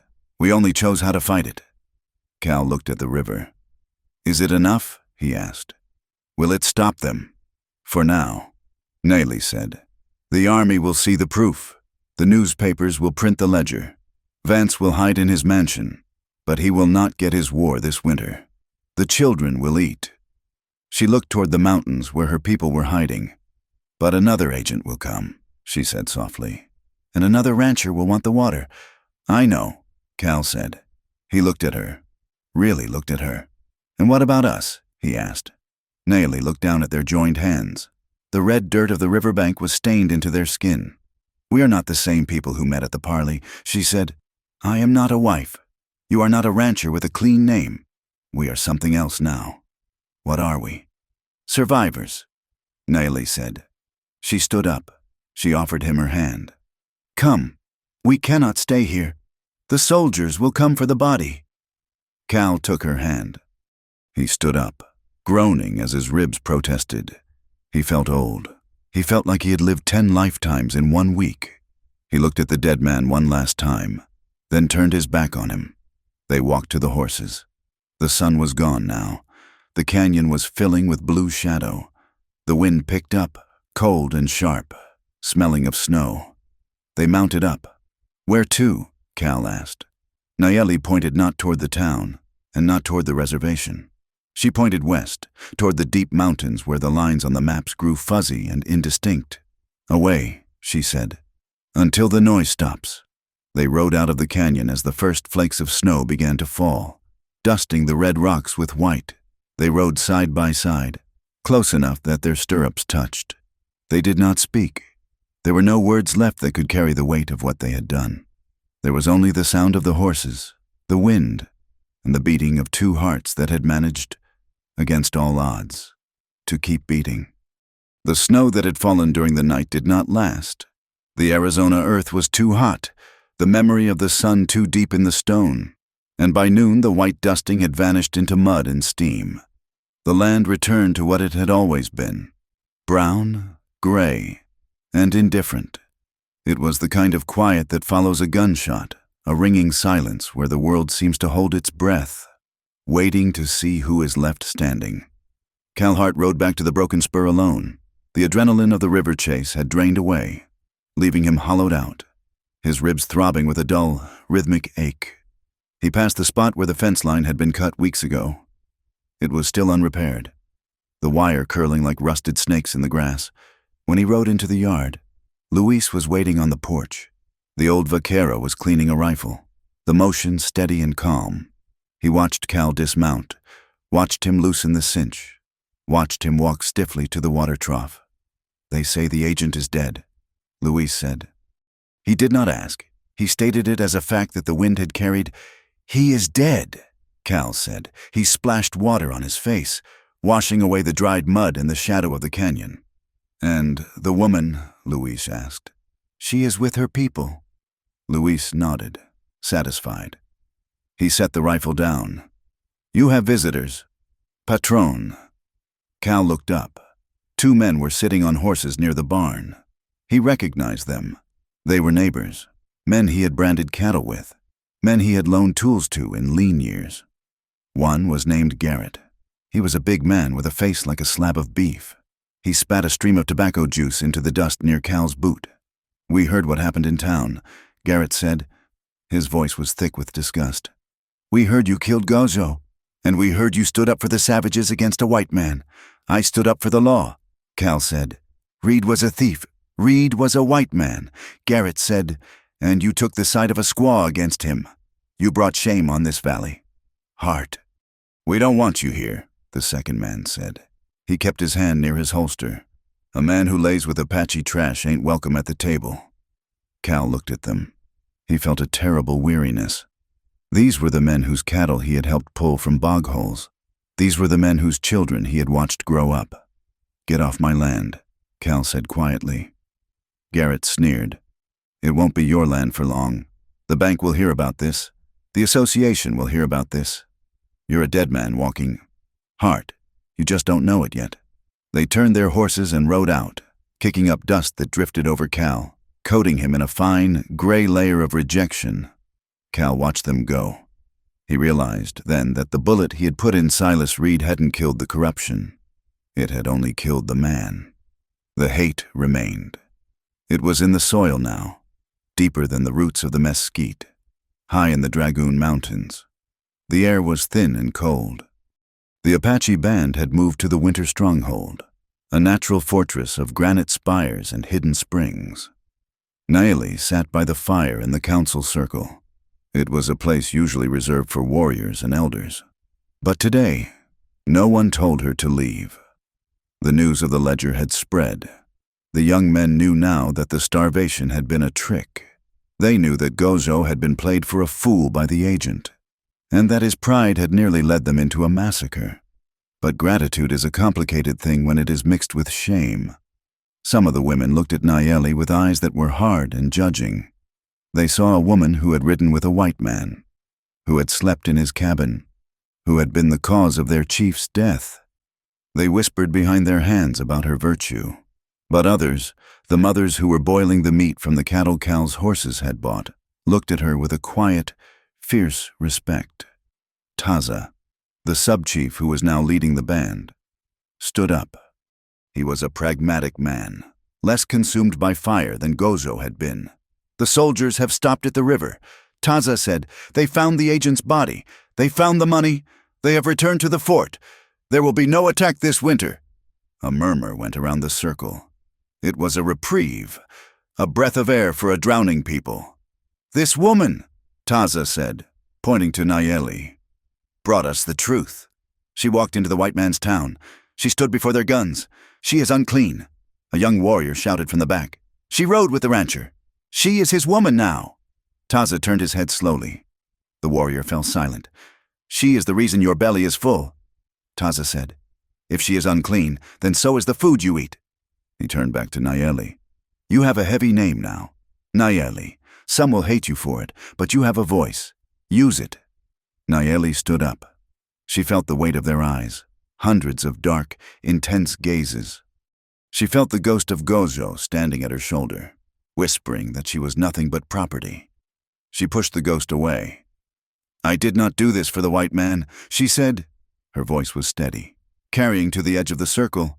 "And I did not do it for Gozo. I did it for the children who are not here to speak." She looked at the young warrior who had shouted. "You speak of honor," she said. "Honor is not dying in a foolish war. Honor is living long enough to teach your sons who their enemy really is."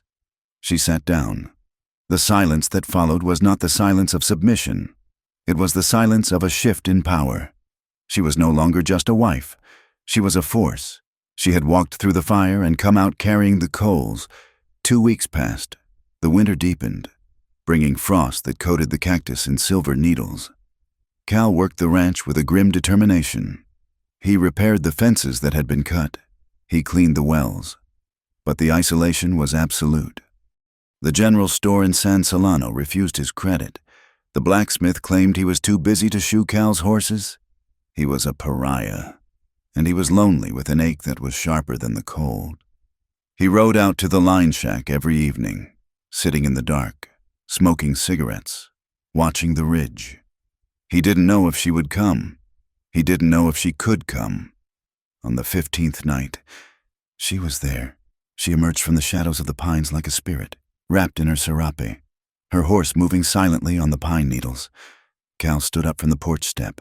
He tossed his cigarette away. "You came," he said. "I had to wait until the moon was dark." Naeli said, "Taza watches me. He thinks I will run." Cal walked down the steps. He stopped 3 feet from her. He wanted to cross the distance. He wanted to pull her into him and never let go. But the reality of their world stood between them like a wall of glass. "Are you safe?" he asked. "I am fed," Naomi said. "I am heard. But I am not at peace." "And you?" she asked, looking at the dark ranch house behind him. "I am a ghost in my own home," Cal said. "The town hates me. The bank is calling the loan on the 1st of the month. They are going to take it. Naomi. All of it." Naomi looked at him. She saw the lines of fatigue etched into his face. He looked older than he had in the canyon. The fight had taken something vital from him. "They punish you for the truth," she said. "They punish me for choosing you," Cal corrected. He reached out then, unable to stop himself. He took her hand. It was ungloved, cold from the ride. "I don't care about the land," Cal said. "I thought I did. I thought this ranch was who I was. But it's just dirt. It's just grass that dies in the winter." "What do you care about?" Naomi asked softly. "I care that I wake up every morning and the first thing I look for is the horizon. Wondering if you are there," Cal said. "I care that when I close my eyes, I hear your voice saving my life in that square." Naomi squeezed his hand. Her heart was hammering against her ribs. "I look for you too," she whispered. "In the smoke of the fire, in the wind. You are a sickness in my blood." Cal Hart. It was not a poetic declaration. It was an admission of a difficult, dangerous truth. To love each other was to invite destruction. "What do we do?" Cal asked. Naomi looked at the mountains. "I cannot stay in the camp," she said. "I am a reminder of what they want to forget. And you cannot stay here. They will burn you out." "Cal, if not the bank, then the neighbors. Then we leave," Cal said. It was a terrifying simplicity. "Leave?" Naomi asked. "To where?" "South," Cal said. "Mexico. The Sierra Madre. There are valleys there where the law is what you make it, where no one knows the names Cyrus Vance or Gojo. It is a hard land," Naomi said. "We are hard people," Cal said. He pulled her closer. He wrapped his arms around her, pulling her against his chest. For a moment, they just held each other, breathing in the scent of dust and leather and survival. It wasn't the frantic, adrenaline-fueled embrace of the fugitive run. It was a slow, deep settling. It was the feeling of a key finally finding its lock. "I'm afraid," Naomi whispered into his coat. "Good," Cal said. "Fear keeps you awake." He pulled back and looked at her. "Come with me," he said. "Not as a purchase, not as a deal. Come with me because you choose it." Naomi looked at his battered face. She saw the man who had destroyed his own life to save a child he didn't know. She saw the man who had looked at her across a parley ground and begged for help. "I choose it," she said. The final injustice arrived in the form of a carriage with polished black wheels. 2 days before the bank foreclosure, a man arrived at the Broken Spur. He was dressed in a suit that cost more than Cal's herd. He introduced himself as Mr. Sterling, an attorney representing the Cyrus Vance Cattle Company. He did not get down from the carriage. He spoke to Cal across the fence rail. "Mr. Vance is a pragmatic man," Sterling said, adjusting his spectacles. "He recognizes that Agent Reed was overzealous. Mistakes were made. Crimes were committed," Cal said, leaning on a fence post. "Semantics," Sterling said with a thin smile. "The point is, Mr.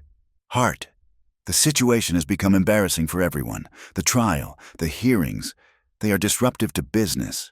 "What do you want?" Cal asked. "Mr. Vance is prepared to offer you a solution. He will pay off your note at the bank. He will add a generous sum for your trouble. You will keep your ranch. You will keep your cattle." Cal narrowed his eyes. "And in return?" "In return, you will sign a statement," Sterling said, pulling a paper from his breast pocket. "A statement recanting your testimony. You will say that the Apache woman tricked you, that she manipulated you into attacking a federal agent. You will denounce her, publicly, as a liar and a seductress." Cal looked at the paper. It was a ticket to safety. It was his ranch back. It was his name restored. All he had to do was betray the woman who had saved him. All he had to do was feed the lie that the town was so hungry to believe. The machine was still turning. Reed was dead. But Vance was still rich, still powerful, still rewriting history to fit his ledger. Cal looked at the ranch house that his father had built. He looked at the grave of his brother on the hill. He looked at the attorney. "Tell Vance something for me," Cal said. Sterling raised a pen, ready to write. "Yes, tell him to go to hell," Cal said. Sterling blinked. "Mr. Hart, be reasonable. You are choosing ruin." "I am choosing to sleep at night," Cal said. "Now get off my land before I forget I'm a civilized man." Sterling stared at him, then snapped the reins. The carriage turned and rolled away, the black wheels crushing the dry grass. Cal watched it go. He felt a lightness in his chest he hadn't felt in years. He was ruined. He was penniless. And he was free. The morning of the departure was cold and clear. The sky was a piercing, fragile blue. Cal packed what he could carry on 2 pack mules. His rifle, his bedroll, a few books, the rest, the furniture, the plows, the history of his family. He left where it lay. He rode to the meeting place at the Needle Rock. Nayeli was waiting. She had brought 2 horses and a pack pony. She wore buckskins and the heavy coat Cal had given her. She had left her people at dawn, slipping away while the camp slept. She had left a feather on Taza's lodgepole, a sign that she was gone, but not dead. They looked at each other. There were no speeches. "Ready?" Cal asked. Nayeli looked back toward the north, toward the canyon where she had been a wife, a widow, and a warrior. She looked toward the smoke of the fires she would never sit by again. She turned her horse toward the south. "Let us ride," she said. They moved out. The landscape swallowed them. They rode through the mesquite flats, down into the wash, and up toward the red cliffs that marked the border. The journey would be brutal. The mountains of Mexico were lawless. Filled with bandits and revolutionaries, they would be strangers in a strange land. They would have to fight for every meal, for every mile. But as they crested the final ridge, looking down into the vast, shimmering haze of the southern desert, Cal looked at Nayeli. She was riding with her head high, her black hair streaming in the wind. She looked at him and smiled. It was a real smile, stripped of irony, stripped of fear. And in that moment, the title of the story that the town had woven, the scandalous tale of the rancher and the horses, dissolved into the dust. The 1,000 horses were gone. They were scattered across the reservation, carrying children, pulling plows, feeding families. They had been the currency of a lie, but they had purchased a truth. They had been the ugly language used to smuggle love into the daylight. Cal spurred his horse, bringing it alongside hers. He reached out and took her hand again. They rode like that, hand in hand, 2 small figures moving against the immense, uncaring scale of the West. They carried grief. They carried scars that would ache when it rained, but they also carried the stubborn, unbreakable decision to live. The sun climbed higher, indifferent to their struggle, but for the first time in a long time, the sunrise didn't look like judgment. It looked like a beginning. They rode into the horizon, and the dust closed in behind them, erasing their tracks, leaving only the legend to be whispered in the saloons of San Solano, the story of the man who sold 1,000 horses for one night and found a lifetime instead. Thank you for listening to this story. It has been a journey through the dust and blood of the borderlands, exploring how love can bloom in the harshest of soils. I hope Cal and Nayeli's fight for truth resonated with you. Please tell me in the comments where you are listening from. I would love to know how far this story has traveled. If you enjoyed this tale, please subscribe to From Wild West for more stories of the American frontier. I invite you to share your thoughts, feelings, and reflections on the ending in English. Did they make the right choice? Safe travels to you all.